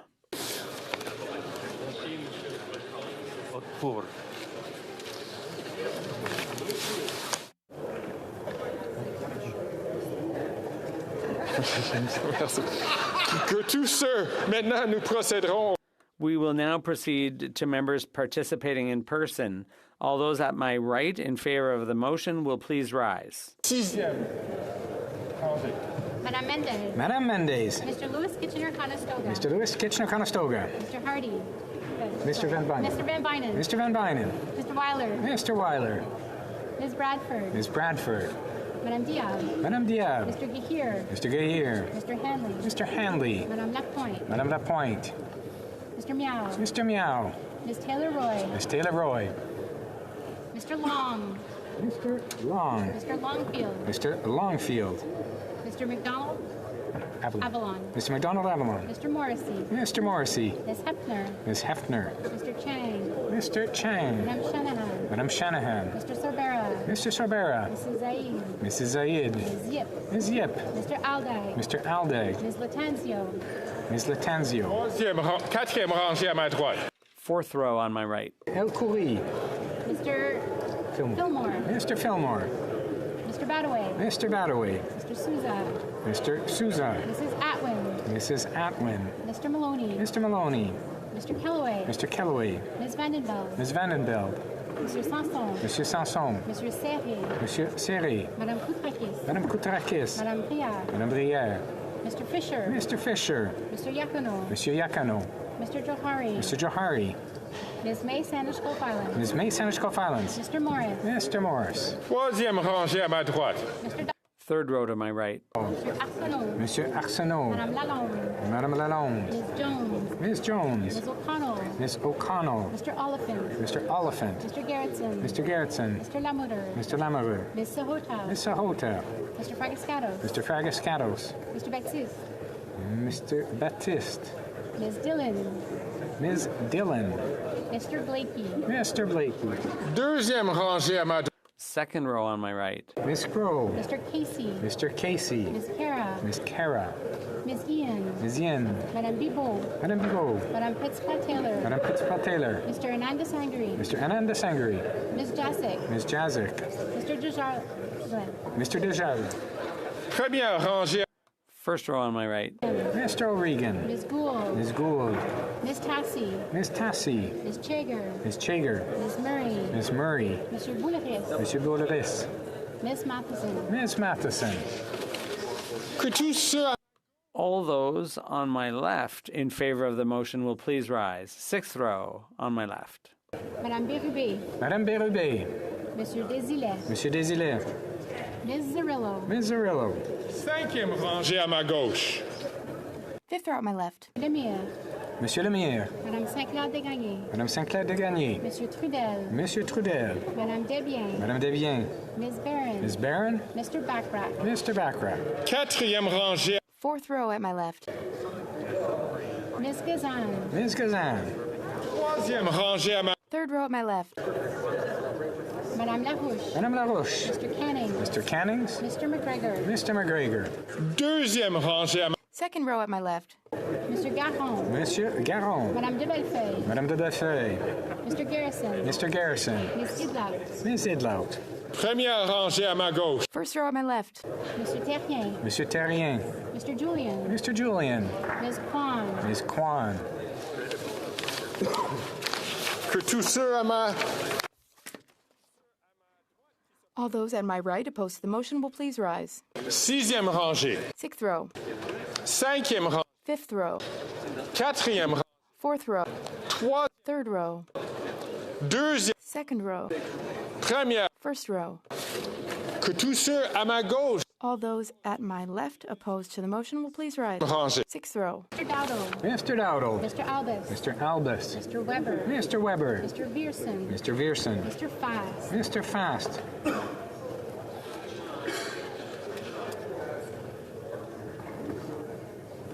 Cinquième rangée. Fifth row at my left. Mr. Dreeshen. Mr. Dreeshen. Mr. Cram. Mr. Cram. Mrs. Wagenthal. Mrs. Wagenthal. Mr. Bragdon. Mr. Bragdon.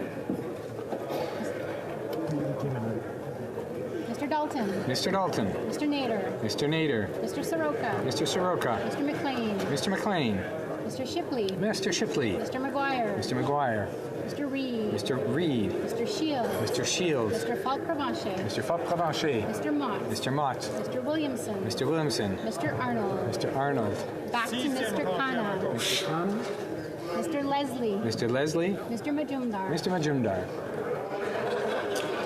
Quatrième rangée à ma gauche. Fourth row at my left. Mr. Kitchen. Mr. Muse. Mr. Muse. Mr. Redicott. Mr. Redicott. Mr. Lehoux. Monsieur Lehoux. Monsieur Généreux. Monsieur Généreux. Mr. Mazer. Mr. Major. Mrs. Falk, Battleford, Lloydminster. Mrs. Falk, Battleford, Lloydminster. Mr. Currick. Mr. Currick. Mrs. Gallant. Mrs. Gallant. Troisième rangée à ma gauche. Third row at my left. Mr. Viss. Mr. Macaulay, Edmonton West. Mr. Macaulay, Edmonton West. Mr. Brassard. Mr. Brassard. Mrs. Vecchio. Mrs. Vecchio. Mrs. Roberts. Mrs. Roberts. Mr. Tucker. Mr. Tucker. Ms. Ledoux. Ms. Gladue. Mr. Chambers. Mr. Chambers. Mrs. Cramp-Nyman. Mrs. Cramp-Nyman. Mr. Zimmer. Mr. Zimmer. Mr. Patzer. Mr. Patzer. Mr. Law. Mr. Law. Deuxième rangée à Second row at my left. Mr. Kelly. Mr. Baldinelli. Mr. Baldinelli. Mr. Cooper. Mr. Cooper. Mr. Jennings. Mr. Jennings. Mr. Small. Mr. Small. Mr. Bazan. Mr. Bazan.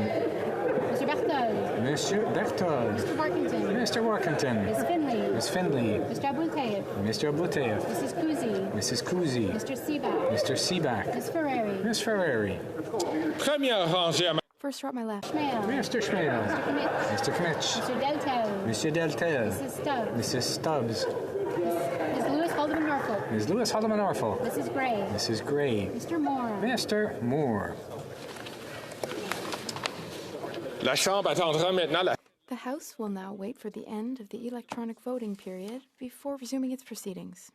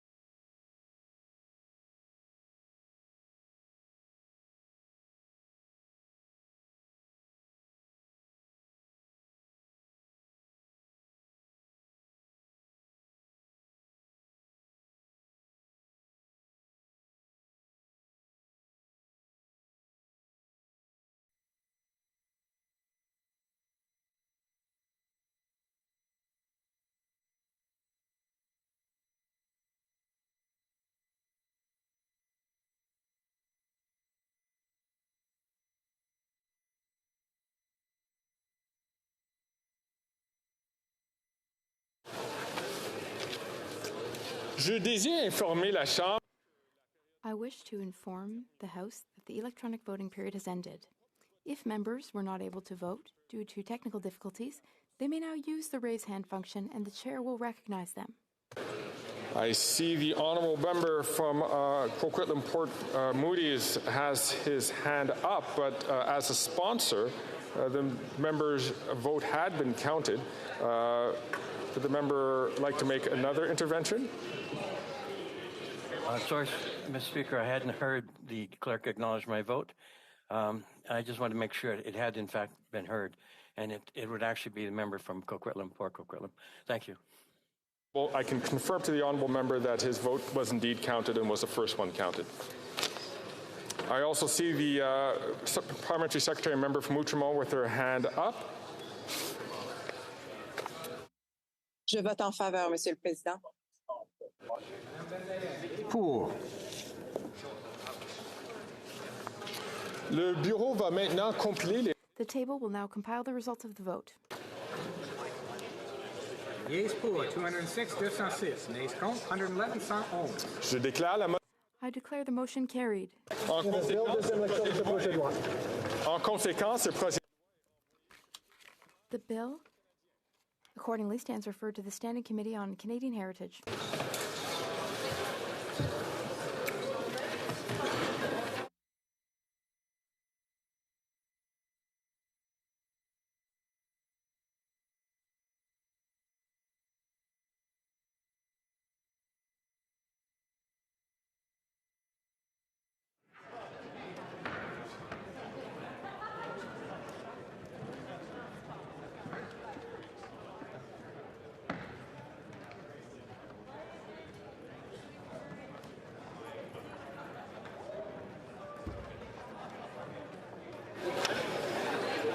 Je désire informer la Chambre qu'en raison... I wish to inform the House that as a result of the deferred reported division, government orders will be extended by 13 minutes. Daily routine of business of our courant ordinaire. Dépôt de documents. Table of documents. Production of bills. Statements by ministers. Ministre. Reports from interparliamentary delegations. Presenting reports from committees. Dépôt de... Introduction of private members' bills. Première lecture des projets. First reading of Senate public bills. Motions. Presenting petitions. Présentation de pétition. The honourable member for Dauphin, Swan River, Neepawa. Thank you, Mr. Speaker. It's an honor to present a petition on behalf of my constituents. Mr. Speaker, I rise for the 26th time on behalf of the people of Swan River, Manitoba, to present a petition on the rising rate of crime.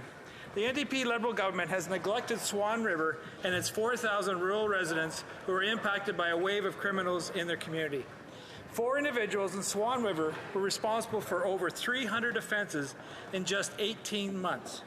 53 of those were violent offences. The rural community is calling for action in the form of jail, not bail, for violent repeat offenders. Mr. Speaker, the people of Swan River demand that this Liberal government repeal their soft on crime policies that directly threaten their livelihoods and their community. I support the good people of Swan River. Presenting on petitions, présentation de pétition, the honourable member for Calgary Skyview. Thank you, Mr. Speaker. My constituents and Canadians have brought forward a petition regarding the people of Pakistan, and Pakistani Canadians are becoming increasingly concerned about reports of political turmoil and uncertainty in that country following the unjust removal of a democratically elected government and the subsequent arrest of Imran Khan and arrests of the members of his party, Pakistan Tehreek-e-Insaf. There have been reports of abductions, enforced disappearances, and torture regarding political activists, their families, and other state opposition.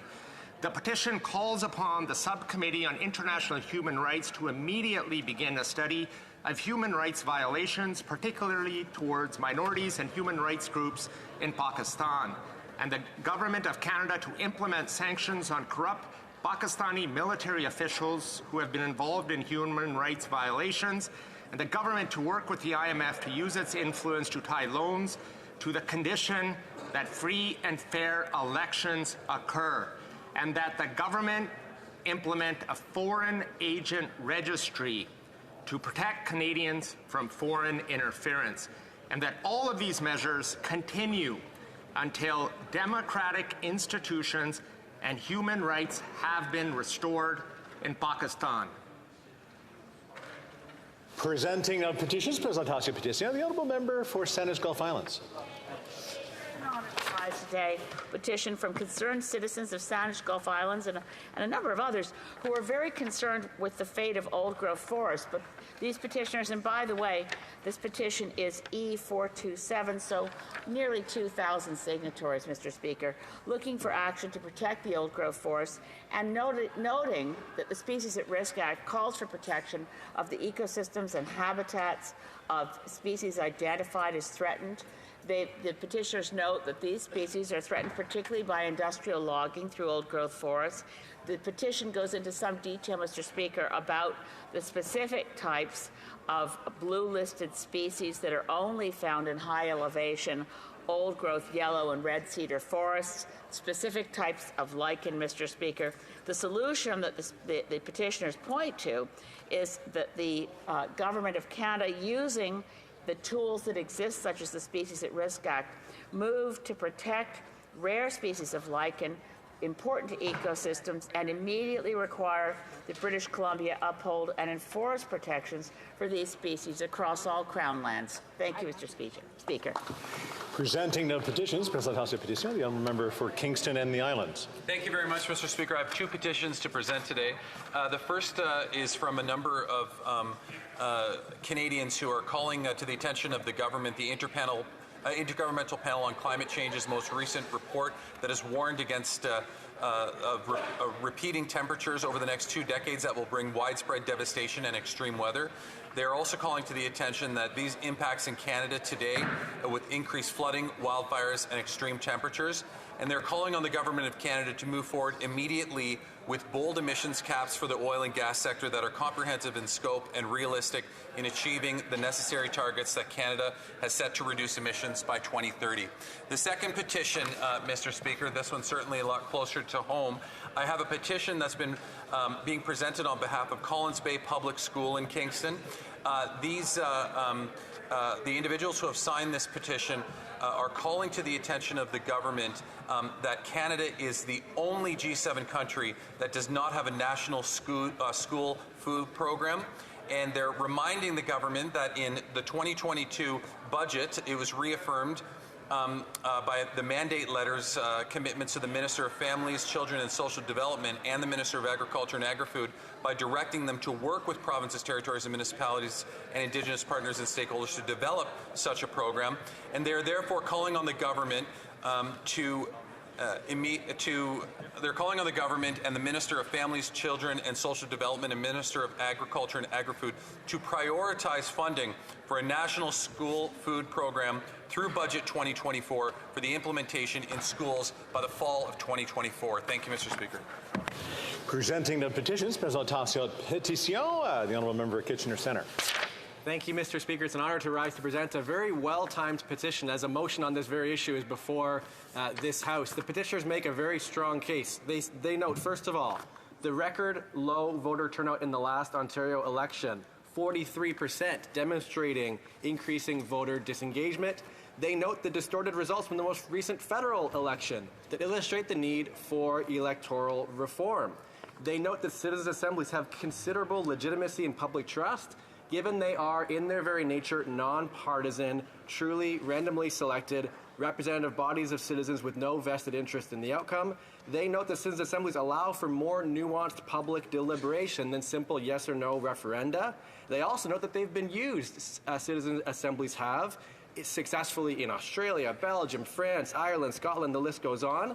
They also note that a citizens' assembly on electoral reform would give citizens a leadership role in building consensus on a specific model for electoral reform in this country, but would need to be established as soon as possible to enable its recommendations to be adopted in advance of the next federal election.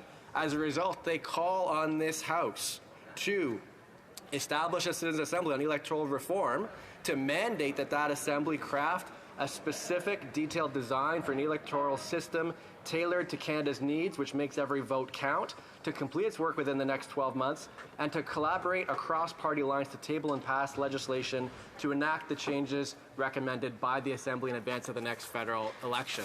Thank you, Mr. Speaker. Presenting petitions, présentation de pétition. The honourable member for Peace River Westlock. Well, thank you, Mr. Speaker. Mr. Speaker, I got a number of petitions to present today. The first petition I have to present is from Canadians from across the country who are concerned about the human rights protections of people living in Turkey, Pakistan, and Bahrain. The petitioners say that Turkish, Pakistani, and Bahrain officials have committed gross human rights violations, including against thousands of Turks and including 8 Turkish Canadians. The petitioners say that the Turkish officials have killed hundreds, including Goan Alaku. The petitioners say that Turkish officials have wrongfully detained up to 300,000 people. The petitioners say that multiple human rights abuses are happening across Turkey, and they are calling on the government of Canada to closely monitor the human rights situation in Turkey, sanction Turkish officials who have committed these gross violations against 8 Canadians and killed Gökhan Akalu, and call on Turkey, Pakistan, Bahrain, and their governments to end all human rights violations in their respective countries.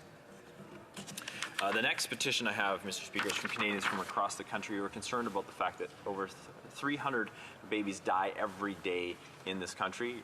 Given the Morgentaler decision, since then there is no protection for preborn human life in this country. Canada is only one of 2 countries in the world that this is the case, with North Korea being the other one.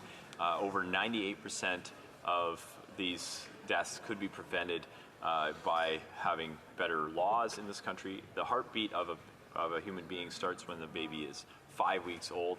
Therefore, the folks that have signed this petition are calling on the government of Canada to create and strengthen the preborn human rights in this country. The next petition I have, Mr. Speaker, is from Canadians from across the country who are concerned about the comments of Louis Roy of the Quebec College of Physicians when he recommended to a committee here in this place that euthanasia be expanded to babies from birth to 1 year of age. This proposal for the euthanization of children is deeply disturbing to the Canadians who have signed this petition, and they want to emphatically insist that infanticide is always wrong. The folks that have signed this petition call on the government of Canada to block any attempt to allow for the euthanization of children. The next petition I have, Mr. Speaker, is from Canadians from across the country who are concerned about certain charities being targeted based on their views and forced into a values test. The petitioners note that the Liberals have promised to deny charitable status to groups with views they call dishonest. This could jeopardize the charitable status of hospitals, houses of worship, schools, homeless shelters, food banks, and many other organizations. They also note that the Liberals previously used a values test to discriminate against groups applying for the Canada Summer Jobs Grant. The petitioners are asking the House of Commons to protect and preserve the application of charitable status rules on a politically and ideologically neutral basis without discrimination on the basis of political or religious values. And they ask for no more impositions of values tests. They also ask for the affirmation of their freedom of expression as Canadians. The next petition I have, Mr. Speaker, is from Canadians from across the country, who, including many of my own constituents, who are concerned about the consent and age verification of those depicted in pornographic material. The petitioners ask for the government to follow recommendation number 2 from the 2021 Standing Committee on Access to Information Privacy and Ethics report on MindGeek, which required that all content hosting platforms in Canada confirm consent and age before uploading this content. Bill C-270, the Stop Internet Sexual Exploitation Act, adds 2 offenses to the criminal code. The first would require age verification and consent prior to distribution. The second requires the removal of that material if consent is withdrawn. As such, the petitioners are calling on the House of Commons to quickly pass Bill C-270, the Stopping Internet Sexual Exploitation Act.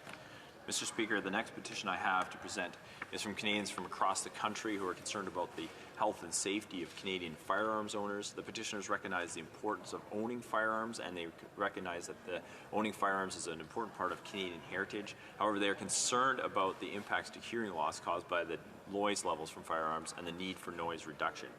These petitioners acknowledge that sound moderators are the only universally accepted health and safety device that is criminally prohibited in Canada.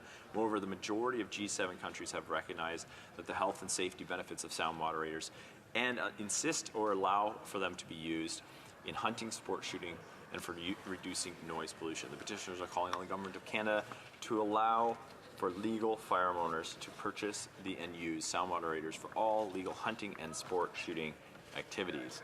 The last petition I have, Mr. Speaker, to present today comes from Canadians across this country who are concerned around the use and consent and the age verification of those depicted in pornographic material. They are calling for the government to quickly pass Bill C-270, the Stopping Internet Sexual Exploitation Act, that adds 2 offenses to the criminal code. They are calling on the House of Commons and the Government of Canada to quickly pass Bill C-270, the Stop Internet Sexual Exploitation Act. Thank you, Mr. Speaker. Presenting petitions, présentation de pétition. Parfait. Question inscrite. Questions on the order paper. The Honourable Parliamentary Secretary to the Government House Leader. Mr. Speaker, I would ask that all questions be allowed to stand at this time, please. There we go. Notice of motions for the production of papers. The Honourable Parliamentary Secretary to the Government House Leader. Again, Mr. Speaker, I would ask that all notices of motions for the production of papers also be allowed to stand at this time, please. So ordered. Tell you all this debate, tell you. So, request for emergency debate. Demande de débat d'urgence. I wish to inform the House that we have received notice of a request for an emergency debate. I'll now invite the Honourable Member for Nunavut to rise and make a brief intervention. I rise to request an emergency debate on an issue of great importance to First Nations and Indigenous peoples across the country. The infrastructure gap for First Nations was recently revealed to be almost $350 billion. This figure does not include gaps for Inuit and Métis communities. Underfunding to Indigenous peoples has resulted in a crisis, an emergency, as Indigenous peoples all across Canada are suffering. And it must be debated as such. The infrastructure gap means Indigenous peoples will continue to suffer in overcrowded, unsafe homes. They will not be able to handle emergencies such as wildfires. It means crumbling schools and Jordan's principal funding that will soon run out. It means boil water advisories that persist in 28 communities. We need investments now. As parliamentarians, we have a responsibility to Indigenous peoples in this country. We must come together to demand answers from the government on how they plan to bridge these gaps. The fall economic statement ignores the years of recommendations by Auditor Generals, parliamentary budget officers, the TRC, MMIWG, just to name a few. Billions in Indigenous Services Canada programs are to sunset. These programs will not be renewed. This is funding communities rely on, and they must be renewed. Further, there are still plans to reduce departmental spending and downsize staffing by over 1,000. This will affect service delivery and add to the already unacceptable backlogs. The status quo cannot continue. We cannot afford to wait any longer to lift Indigenous communities out of the entrenched poverty this government forces them into. An emergency debate will allow parliamentarians to get answers from the Minister of Indigenous Services regarding why her department refuses to commit to ending this infrastructure gap by 2030. I urge you to support this request for an emergency debate so we may come together as parliamentarians and demand funding Indigenous peoples desperately need.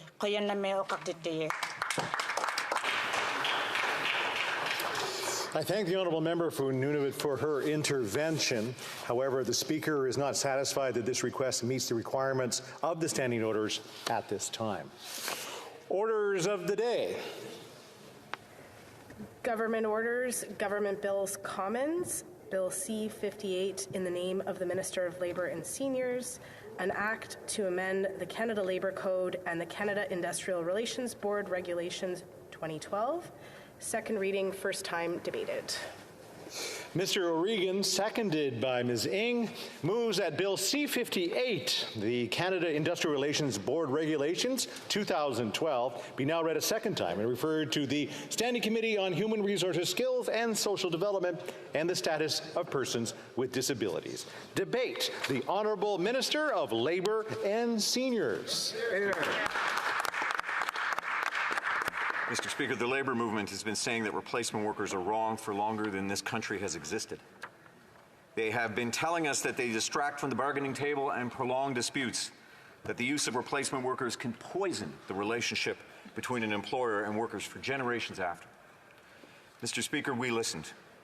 We listened to workers. And on November 9th, I am very proud to say that we tabled Bill C-58, an act to amend the Canada Labour Code and the Canada Industrial Relations Board regulations. Monsieur le Président. Mr. Speaker, we listened to workers, and I am very proud to say that we tabled Bill C-58. Some have asked, why now?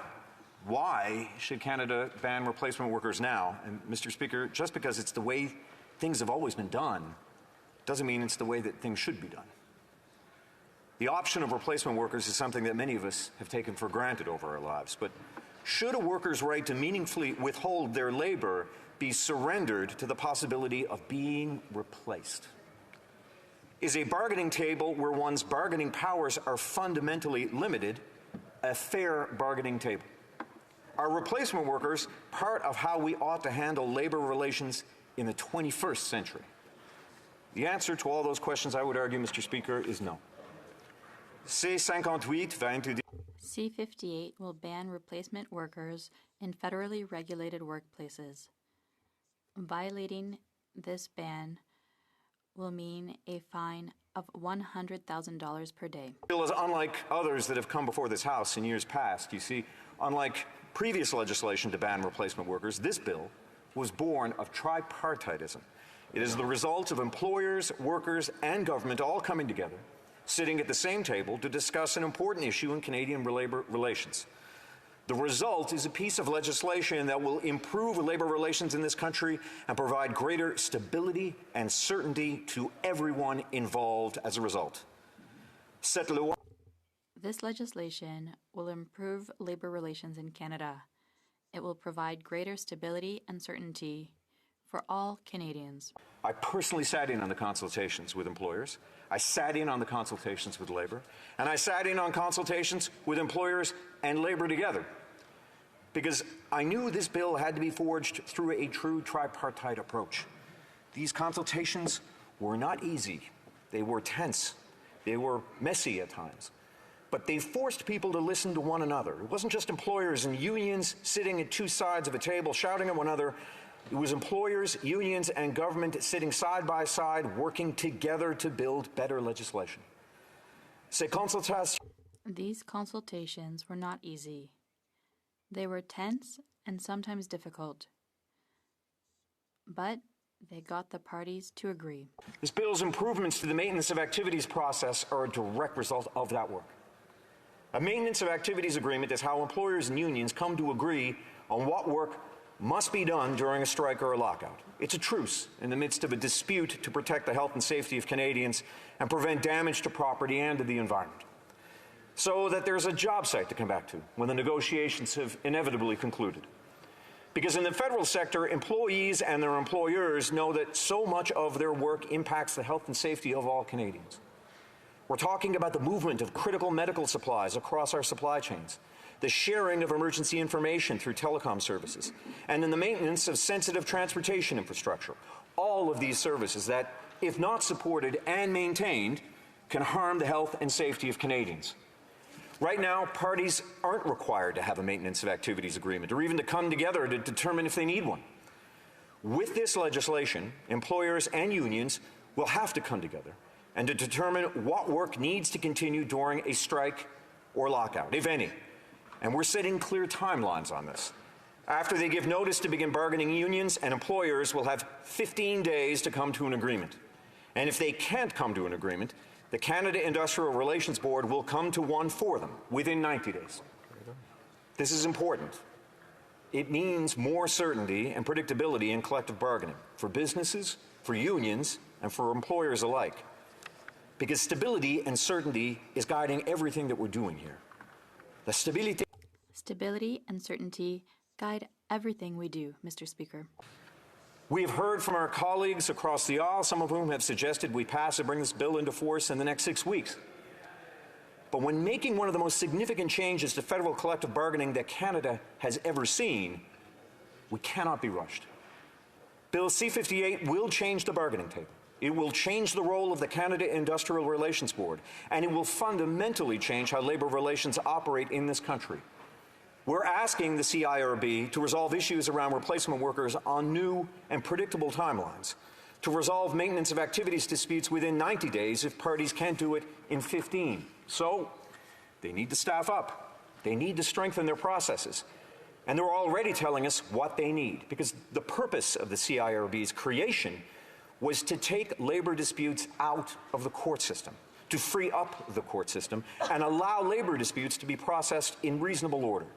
So we are building up the CIRB to stay true to that mission. It's the only way we'll make this legislation work. It's a massive change, and they need time. All parties need time to prepare and adapt to their new requirements and obligations and to formulate new strategies for the bargaining table. So this legislation makes the positive impact that we know it can and should make for stability, for certainty. To those who have questioned if this bill will in fact result in that, who have raised concerns with these changes, I understand. As union leaders told me after we tabled this bill in a bit more colorful language, this is a big deal. It's disruptive, it is a change, but I can tell you right now it will bring more stability, more balance, more certainty to how we collectively bargain in this country. Because we're bringing the focus back to where it belongs, the table. Just look at the bill. Look at the improvements that will benefit businesses, unions, and employers, and the public alike. You don't have to look far to understand what it means. As we speak, workers at the Port of Quebec are on the front lines of this issue. They've been replaced, and they've been on the picket line for over 1 year. Their every day is ongoing proof for why we need this kind of legislation, because replacement workers prolong disputes. Right now, workers at the Port of Quebec are facing this very problem. They have been replaced for over a year now. Replacement workers are lengthening the conflict. The longshore workers are on strike, as is their right, but replacement workers have undermined negotiations. Longshore workers have been on strike there, exercising their constitutional right to do so, and for 14 months, replacement workers have been operating the port. That is 14 months of earning less than their salary, no benefits, no coverage, no work. Ask yourself how quickly this dispute could have been resolved, how long we could have had a permanent, resilient agreement between the union and the employer if replacement workers hadn't been an option, if the only option had been sitting down at the bargaining table to negotiate a deal that works for everyone. Long, drawn-out disputes like this can bring out the worst in us, because workers are left in impossible situations, choosing between standing up for their rights and putting food on the table for their family. In fact, this is why other jurisdictions have decided to bring in legislation to ban replacement workers. When the government of Quebec brought in its legislation to ban replacement workers in 1977, it was to stop the violent confrontations that strikes and picket lines were leading to in that province. And in 1993, the government of British Columbia passed similar legislation to address the increasingly hostile relationship between employers and the labor movement. But what happened in Quebec and BC after this legislation was passed? Less frequent strikes. In BC, there was no discernible impact on the number of strikes. Over the past close to 30 years, strike activity in the province has never gone above those 1993 numbers. And in Quebec, while transitions in Quebec's economy in the 1970s did cause a brief uptick in strikes, they have declined ever since. In Quebec, strikes are less common, even with their law banning replacement workers. But to those who still say that this bill will result in more strikes, I will remind you of where the state of play stands at the federal level. We are very fortunate to have the absolute best mediators at the Federal Labor Department. The Federal Mediation and Conciliation Service has resolved 96% of labor disputes within the last year. That's 96% of disputes resolved without a work stoppage. It's the gold standard. Good thing. 96% of the time, most Canadians never hear about labor negotiations happening at federal workplaces across the country. There might be tense negotiations, they might be messy, but they're settled at the negotiating table. And that's thanks in part to our federal mediators. It's only 4% of the time that federal labor negotiations enter the public conversation. 4% of the time, when I'm often seen in the media repeating the same message I always do: focus on the table, focus on the table, focus on the table. And every single time, others will be on the same evening news that I'm repeating the same message they always do: bring out back-to-work legislation. Bring out replacement workers. Why won't the Fed step in? We have to remember that striking is a last resort for workers. Nobody wants to lose their benefits and live off strike pay. It is an anxious, uncertain time for anyone. Collective bargaining can be hard work, but it is always the answer. Our economy depends on employers and unions staying at the table to do the work and reach the best and most resilient deals. Bill C-58 will keep parties focused on that bargaining table. That's how we find stability and certainty in our supply chains and our entire economy. Every industry and bargaining table is different, but our goal in all of them is the same: keep parties focused at the table, create a more predictable process, and remove the distractions. That's what this legislation will do for businesses, employers, and unions alike. Because this isn't just the smart thing to do, it is also the right thing to do. It is something labor has been asking for since before we were even a country. And the reactions I've heard from labor leaders over the past 13 days speaks to how much this bill really means to them. As Gil McGowan of the Alberta Federation of Labour said, this is Canadian politics at its best. This is Parliament working for workers. As B. Brusk, head of the Canadian Labour Congress, said, this is a vital way to increase fairness for workers. As Magali Picard of the FTQ put it, this legislation changes the landscape of Canada when it comes to collective bargaining. And as the Fish, Food and Allied Workers said in my home province of Newfoundland and Labrador, we're doing away with, quote, a regressive anti-worker practice that has long eroded collective bargaining rights with this bill. Last year, we passed a bill to give workers in federally regulated sectors 10 days of paid sick leave, because we learned a lot from COVID when it came to sick leave. If we, as a government, were going to be asking people to stay home for 2 weeks when they got sick, we had to give them the ability to do so. That bill passed in this House with unanimous consent, because we all agreed that workers should never have to choose between getting paid and getting better. You'll recall at the time, workers in the United States were striking over their ask of 1 day of paid sick leave. 1 day. 1 day to stay home from work when someone is sick. Well, in Canada, workers now get 10 days, and that passed unanimously.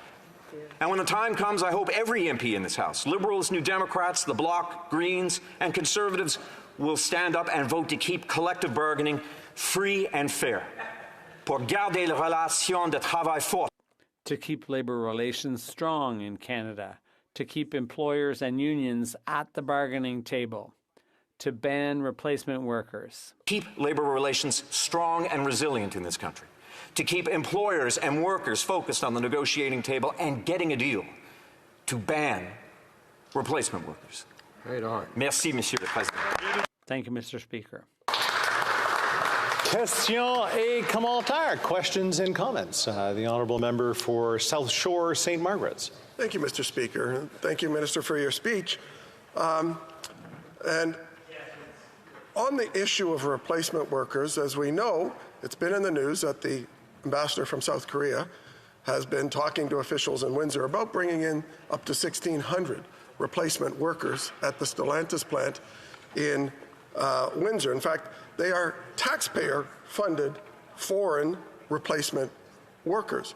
And I wonder if the minister would comment if there's anything in this bill that changes the fact that this government signed a contract that allows taxpayer-funded replacement foreign workers to come into Canada. The honourable minister. Thank you, Mr. Speaker. Apples, apples, apples, oranges, oranges, oranges. Once again, we see from the other side of the House some ability, I don't know, either to divert attention from or to completely obfuscate two absolutely separate issues. What we are talking about are replacement workers that are being used, otherwise known as scabs in the parlance, in federally regulated sectors who are used during the collective bargaining process during a strike or a lockout. What the honourable member is talking about is completely and utterly different. Thank you, Mr. Speaker. The honourable member for Beauport-Limoilou. Thank you, Mr. Speaker. My colleague's right. The anti-scab legislation in Quebec for 46 years has made it possible for bargaining between equals. He also talked about the 14 months of strike at the Quebec City port. So if it's so urgent to pass this bill, why did they wait 14 months before doing anything? Why did they do something in Vancouver but not in Quebec City to resolve a crisis? And why will this bill take so long after royal assent to come into force? The Honourable Minister of Labour. Honourable member for her question. First let me say that the reason that we are sticking with 18 months is because that is precisely the number that was recommended to us by the Canada Industrial Relations Board and also agreed upon with our mediator service. These are the ones who are actually going to have to do the refereeing, as it were. These are the ones who are actually going to have to bring parties together to achieve a deal. And what they did was they said, Minister, and they spoke to various members who have been involved in creating this piece of legislation. They said all that you have said about how important this legislation is, how unions have been asking for so long. Everything that you said about how big it is, how important it is absolutely true. And the people who are involved in bringing people together to come to agreements to ensure stability and certainty in our economy need that time to train, to get the resources that they need in order to be able to do their jobs. That is precisely the number that they gave us was 18 months, and that is the number that we will listen to. Questions and comments. Question commentaire. The honourable member for Elmwood Transcona. Thank you very much, Mr. Speaker. You know, the Canadian middle class was built on the union movement. And you can see the rise of the Canadian middle class rise with union density. And to the extent that we've seen a decline of union density, we've also seen a decline of the middle class. And the right to strike is fundamental to the union movement. If workers don't have the right to withhold their labor, they don't have leverage in bargaining. It's why unions have been calling for anti-scab legislation for so long. And it's why they needed it not just in the case of lockouts, which was what the Liberals started after decades talking about, but they also needed it in the case of strikes. So I'm very pleased today to see legislation that bans replacement workers both in the context of lockouts but also in the context of strikes, because that's how you fight for powerful paychecks for Canadians. I am concerned about an 18-month coming into force after royal assent, however. We know that sometimes government officials ask for a long time to implement things, but when pressed, can do it much faster. And indeed, when it came to Quebec and BC, we saw a relatively swift implementation of their anti-scab laws. Will the minister go back to his department and press upon them to ensure that we can put this law into force much faster than 18 months after royal assent? The Honourable Minister.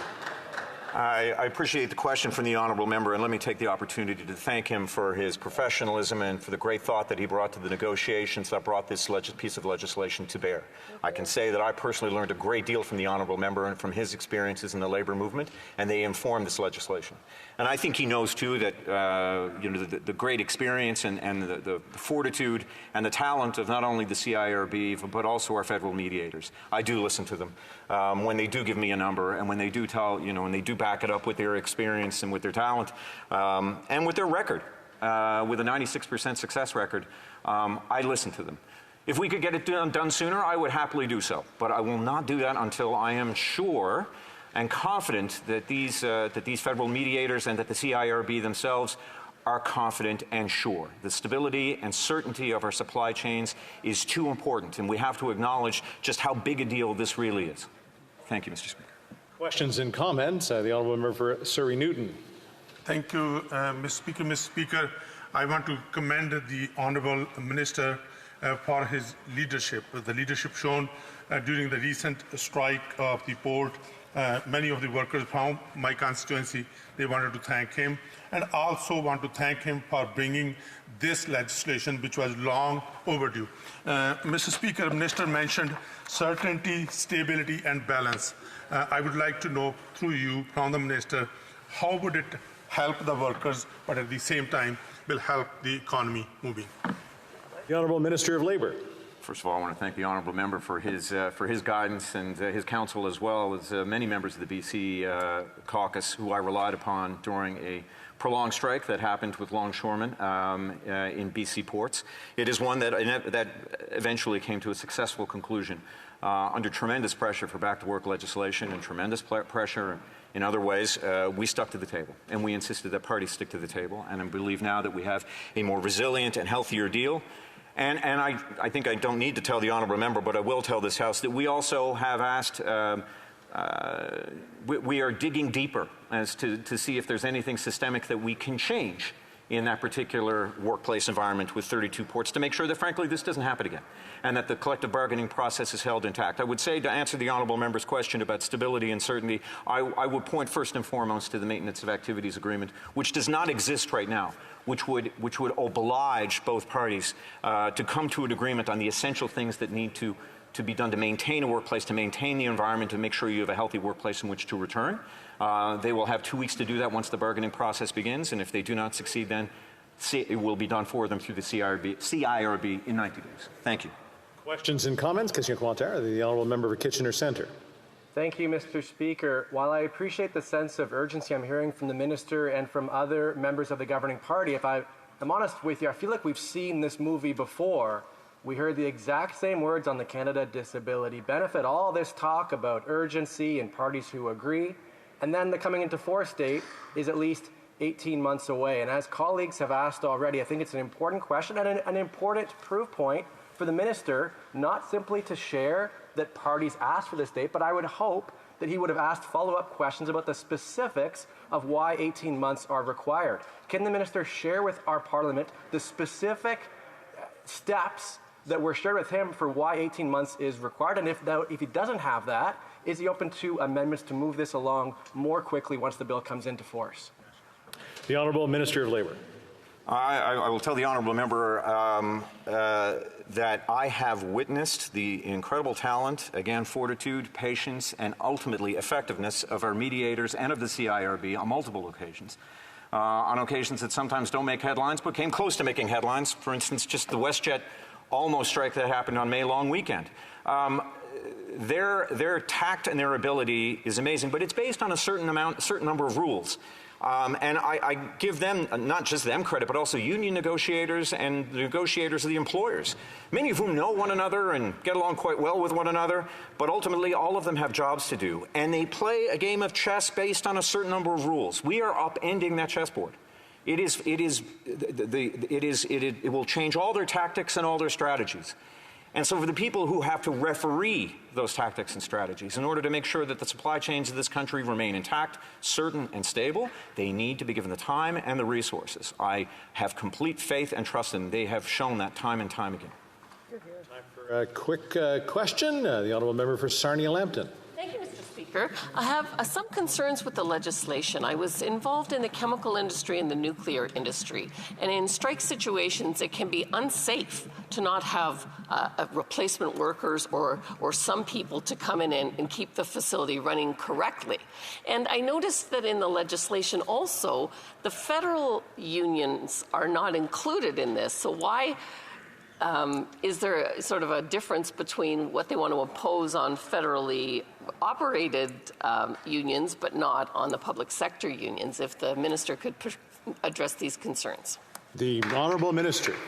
Thank the honourable member. Well, because my jurisdiction is basically the private sector, and that part of the private sector which is regulated by the federal government, so telecommunications, banking, ports, rail, airlines, and so that's my remit, and that's the part of the code that I'm responsible for.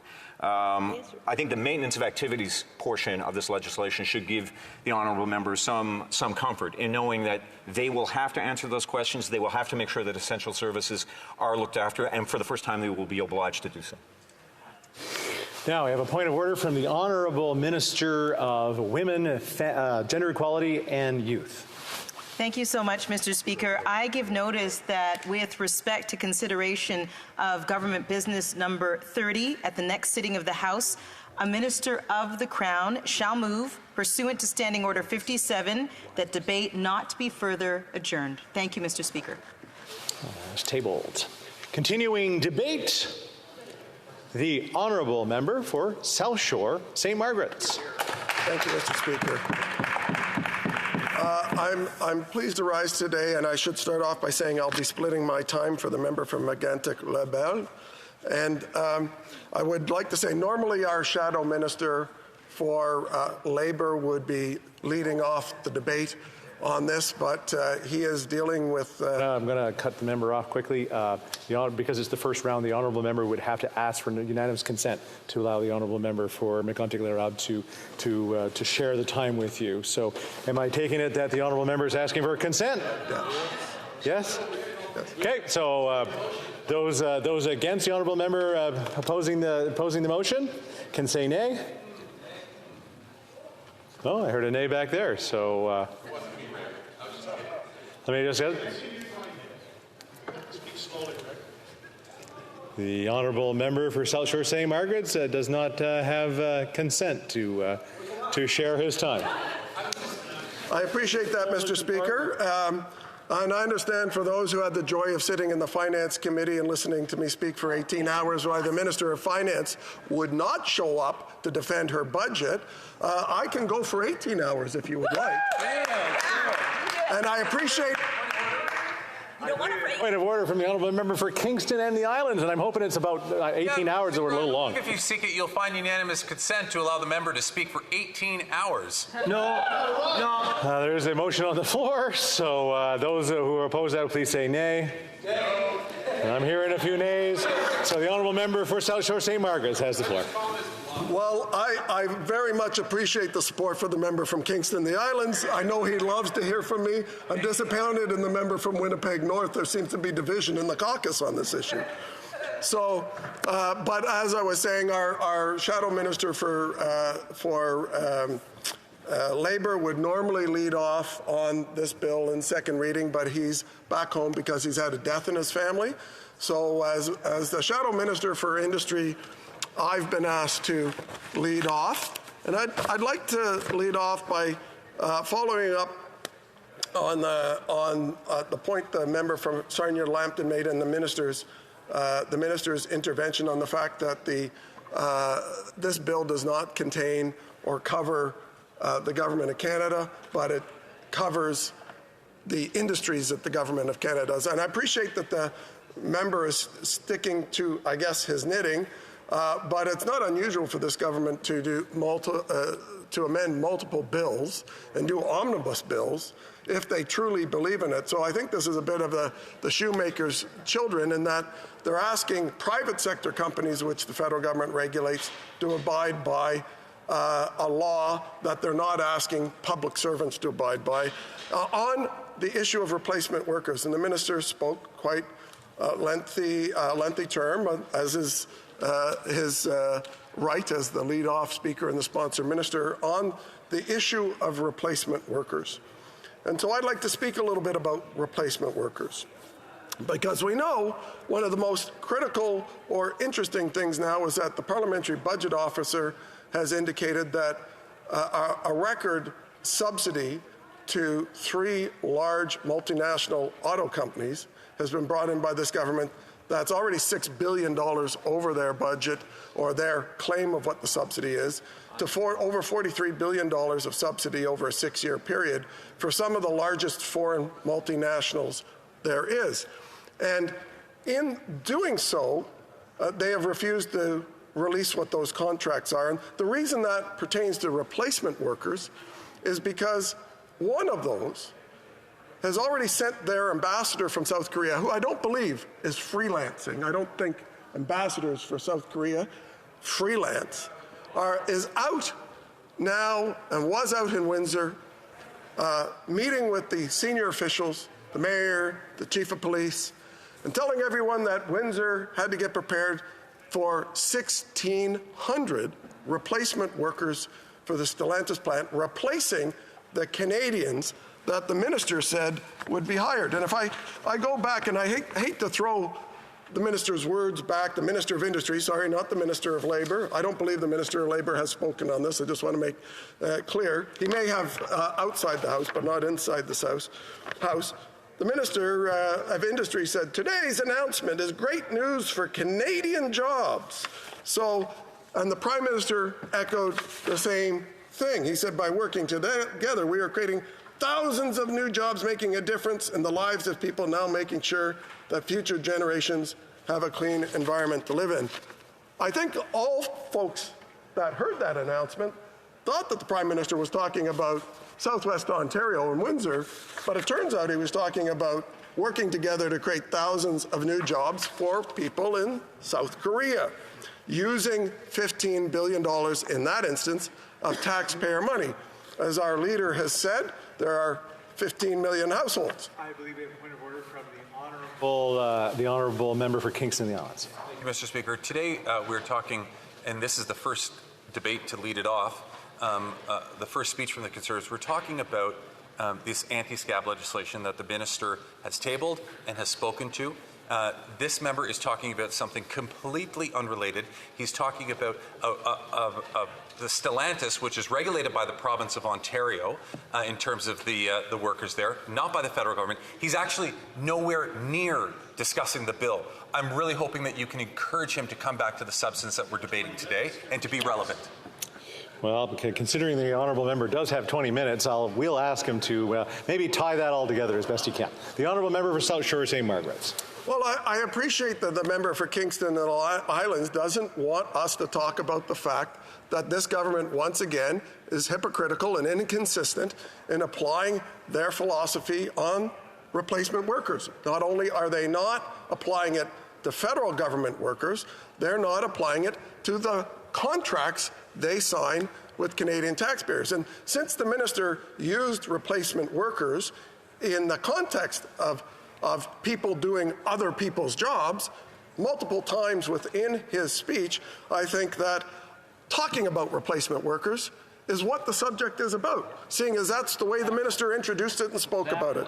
So if I irritate the members for bringing up the fact that they didn't have the courage to sign contracts with foreign multinationals that prohibit foreign replacement workers from being employed in these plants, and in fact have allowed it and didn't create and make sure that taxpayer-funded foreign replacement workers are not part of the contracts they sign, then they've left themselves open to this problem. And you know who's disappointed by this?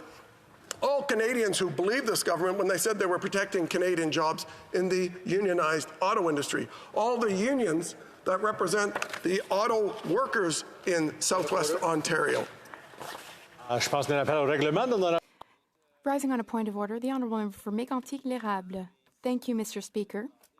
If you seek it, I'm fairly certain that you will find the unanimous consent of this House such that my colleague can share his speaking time with me. Thank you. Is everyone in agreement for the member to split his time? Yes. The Honourable Member for South Shore St. Margaret's, who was ready to speak for 20 minutes, but now he will have 10 minutes. So he has 3 minutes of the 10 minutes remaining. I see the honourable member for Elmwood-Transcona. Now that the member has considerably less time, I wonder if he might hurry up in becoming relevant to the bill. I tell you, it's we had a rough afternoon, I guess. The honourable member for South Shore St. Margaret's, I will, since he only has 3 minutes, you have to tie some of these things together and come to the crux of the discussion here today. I'll come to the crux of the issue, and I know that member had the joy of sitting and listening to my 18 hours. In Finance Committee, so I'm sure he'd appreciate this. 3 minutes. Where do I go? More replacement workers are potential in the Nexstar, plant. That's the one in Windsor, but also in the Volkswagen contract. And I've had the privilege of reading the Volkswagen contract. And I'll tell you what's not in the Volkswagen contract, which is apparently a mirror of these things, is a prohibition on replacement workers being put into these taxpayer-funded plants. And I know members on the other side have been questioning this issue, but on the government's own website, they have a job bank, the Government of Canada's website, and at there are about 20 jobs advertised for Stellantis on the Government of Canada website, and it says on it who can apply for these jobs. Canadian citizens and permanent residents or temporary residents in Canada, but more importantly, other candidates with or without a valid Canadian work permit. So it's right on the government website. The ambassador for South Korea has been telling us that they're going to do replacement workers at this plant. And so I'd ask, in the other contracts they've signed, in the Ford contract with the South Korean company to produce in Quebec cathodes for the EV business, a South Korean company is part of that. Can they share with us that contract to make sure replacement workers are not being used, that they got guarantees? Can they share with us on the Volkswagen contract that there is a clause in there that says that replacement workers from outside of Canada will not be used for those jobs? And I think it's incumbent upon them to come clean on those issues. It does, what it does not say also, because we've been asking for that clarity and transparency from the government, is that I don't believe it says that the Government of Canada in any of those contracts has the ability to prevent those contracts from being made public. So if they're so opposed to replacement workers, as the minister said, why don't they show Canadians that they put their money where their mouth is, when they put the taxpayers' money where their mouth is, and actually ensure that only Canadians will be applied in these unionized jobs in the auto industry, but they're unwilling. In fact, Liberals voted against that in the Industry Committee last night. I'd like to know from Liberals on the other side of the House what it is they're hiding. Is it that they put clauses in these contracts to allow the replacement workers that the Minister of Labour is so desperately trying to prohibit in federal institutions, but signing contracts to spend $15, $30 billion of taxpayer money to allow replacement workers from other countries in these auto businesses? Questions and comments? Question et commentaire. The Honourable Parliamentary Secretary to the Government House Leader. Yes, thank you, Mr. Speaker. First elected in 1988 in the Manitoba Legislature, I've always believed it was important to see anti-scab legislation. And I'm very grateful and proud of the fact that our current Minister of Labour has ushered in such important legislation that will have a profoundly positive impact on labour from coast to coast to coast. Hear, hear. This is not only good for labour, it's good for all Canadians. And I guess it's more of a comment, Mr. Speaker. I hope that provincial jurisdictions across Canada will join provinces like Ontario and British Columbia in recognizing that the best way to support labour is to have good legislation, and that's exactly what this is, anti-scab legislation, and I hope to see other provinces follow suit, look at what the federal minister is providing, good, strong leadership on a very important labour issue. The member can provide his thoughts on what I just said as to whatever it is he would like. Thank you, Mr. Speaker. The Honourable Member for South Shore St. Margaret. Speaker, and thank you to the member from Windsor, or Winnipeg North. I tell you, the great benefit that he is seeking from all levels of government in this legislation would be more credible if he would support our desire, and the NDP, frankly, who voted to release these contracts publicly last night, which the Liberals stopped, to show that they have put their money where their mouth is and that they are not going to allow foreign taxpayer-funded replacement workers in the good unionized auto jobs in this country, which they purport to be trying to protect. Questions and comments? The Honourable Member for Rivière-des-Mille-Îles. Thank you, Mr. Speaker. We're all fairly happy to see C-58 debated, because C-58 would solve a major inequity between what Quebec workers experience federally and provincially in terms of legislation. So I'd like to remind this House that Quebec passed anti-scab legislation in 1977. But currently, we have a minority government, which is a specific context. So I'd like to hear my colleague. What are his thoughts on the 18 months it will take for the legislation to come into effect? Because we could have other minority governments between now and 18 months from now. So how does he justify this long delay, which I find very long? The Honourable Member for South Shore, St. Margaret's.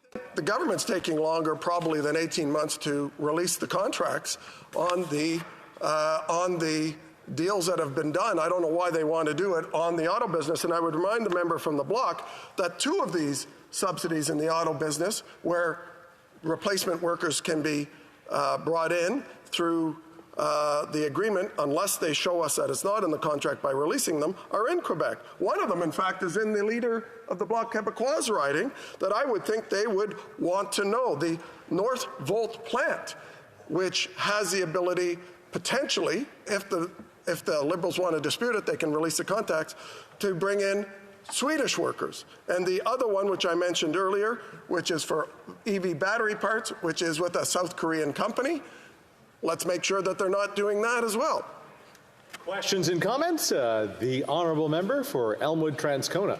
Thank you very much, Mr. Speaker. You know, in the fall economic statement yesterday, the government projected that over the next year, unemployment is going to be up by 1%. In Canada, I absolutely agree with the member around investments in battery plants having the lead to good union jobs here. Although he didn't say good union jobs, I'll give him the opportunity in a moment. What I am concerned about is that he didn't talk about the legislation, and he's using replacement workers in a very different sense than the sense that's relevant to the legislation. If the Conservatives want to coin a new term, that's their business, but they shouldn't do it to conflate issues and distract from the fact that they clearly don't want to talk about making Canadians workers bringing home powerful paychecks for Canadian workers by protecting their right to strike with anti-scab legislation. So would he now like to take a moment to talk about replacement workers in the relevant sense, which are people who come and take the job of someone who's out on strike or in a lockout, and tell us what the Conservative position on this bill is? He hasn't even talked about the content of the bill yet, despite us being almost at the 15-minute mark. The Honourable Member for South Shore, St. Margaret's. What brings home powerful paychecks and powerful union paychecks is contracts to build auto plants that doesn't involve just letting everybody know that the stream is from ending South Korea, in 10 from minutes. Sweden, from other countries in Europe.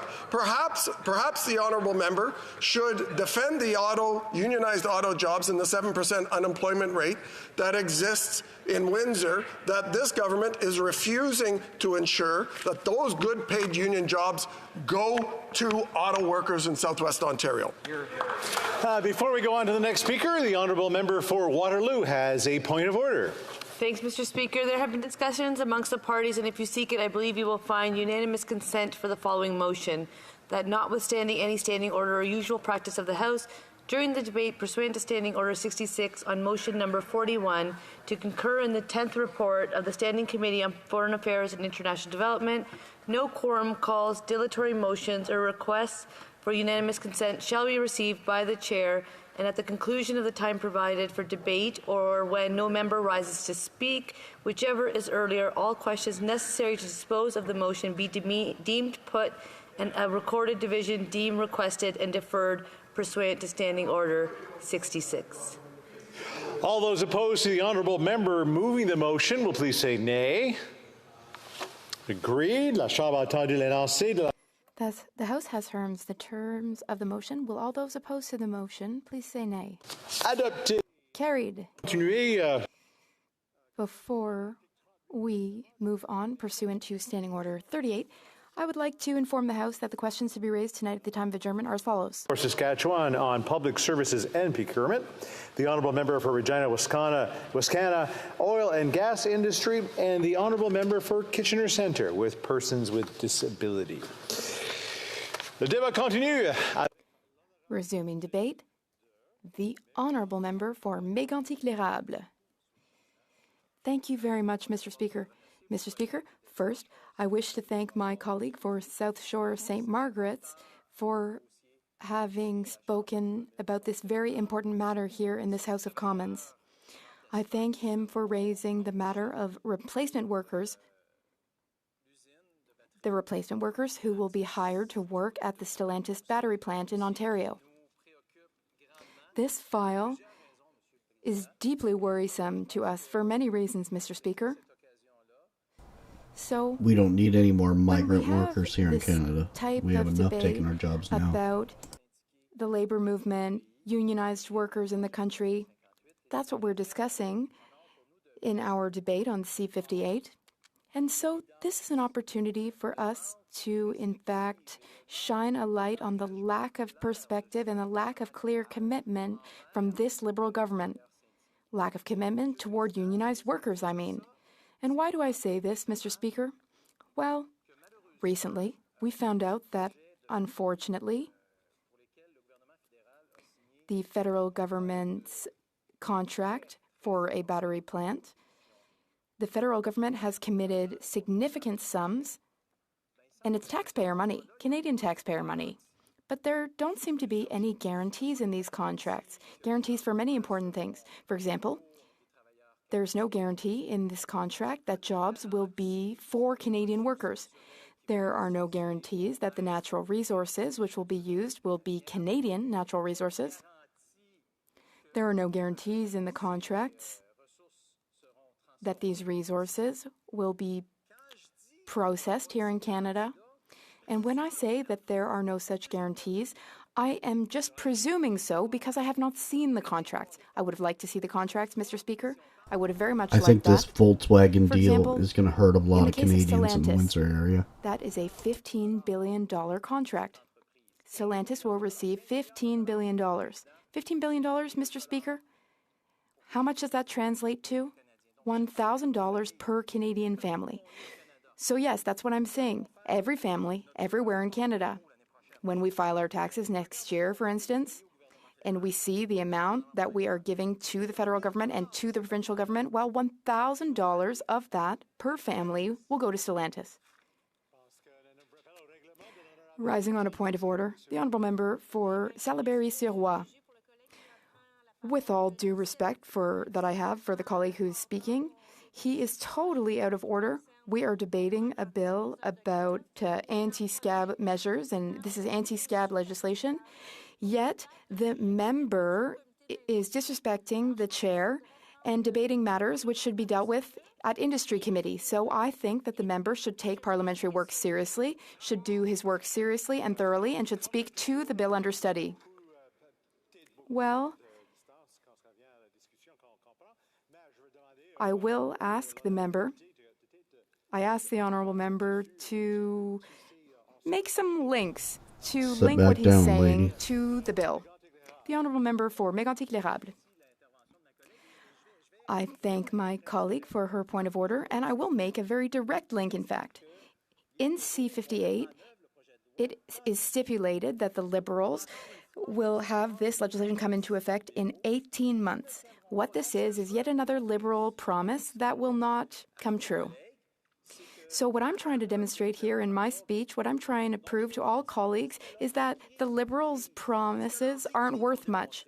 So what they promise, what they write, what they say, it's not really valid. That's why we want to see the contracts. We want to see the Stellantis contract. We want to see the North Road contract. So a plant will be built in the riding of the Bloc Québécois leader in Belleuil-Chambly. It'll What's be a going to happen Volkswagen is plant. We the want to know what commitments Windsor are in area is these going to have to contracts. support 1,600 We want to see migrant these workers. contracts to We're ensure going to have that to house them. Canadian jobs are created here in Canada. But in the case of Stellantis, there's something that worries us, something that makes us demand access to these contracts. And that's how vast the sums of money are. Rising on a point of order, the Honourable Member for Longueuil-Saint-Hubert. Mr. Speaker, I think you ruled on this earlier. You were lenient toward our honourable colleague, but he took advantage of that and he's still insisting about Stellantis. It has nothing to do with this very important bill that we are debating right now. I think that, as always, we do try to give some flexibility, some leniency. But at the same time, I am trying to do my best here. So I will ask the member to please draw a link between his remarks and the bill. The honourable member for Mégantic-L'Érable. So where was I? Well, what's important here, Mr. Speaker, is to know whether these are contracts, these are bills that we're debating today, which have value for Canadians. Is there value for Canadians? And that's a great question that we really need to ask ourselves, Mr. Speaker. But unfortunately, what we have realized, what we've seen, what we've found out here is that there will be 1,600 jobs at the Stellantis plant. And these jobs, they will be for foreign workers, foreign replacement workers who will replace Canadian workers who could have been hired for these jobs, Mr. Speaker. Now, Mr. Speaker, how do we know that? Well, the company itself, Mr. Speaker, communicated with the police chief and with the municipal authorities because they needed to ensure that there would be housing for 1,600 workers. It's so worrying, Mr. Speaker. And also in the call for tenders, Mr. Speaker, I'm just going to speak to the call for tenders just to show you, in fact. For Elmwood Transcona. Well, I think one of the important questions in this debate is whether the Conservatives actually know what a replacement worker is. Because we're starting to wonder whether they even understand the term. So perhaps our colleague could just reassure us that he, in fact, knows what a replacement worker is. Does he truly know what that is? Or does he just have this unique conservative definition of a replacement worker? Because the Conservatives seem to have their own definition today in this House. The question can be asked in questions and comments, but I must say once again... They all love attacking the Conservatives. I must once again ask the member to connect what he is saying about Stellantis to this bill, Bill C-58. The honourable member for Mégantic-L'Érable. Well, Mr. Speaker, I understand that it's in the Liberals' best interest to have this legislation come into effect in 18 months. They want to first get through the next election and then have this legislation gather dust on shelves. But what about these contracts? Back to the contracts. They've been signed. We haven't seen them. But as a result of these contracts, 1/3 of employees who will be hired at the Stellantis plant will be foreign replacement workers. And, Mr. Speaker, if you don't believe me, people should be worried. The NDP should be worried. If they're not worried, well, let me tell you, I personally am very worried about what's going on because there were job offers posted. And what were the conditions for those job offers? Well, for instance, specialist in general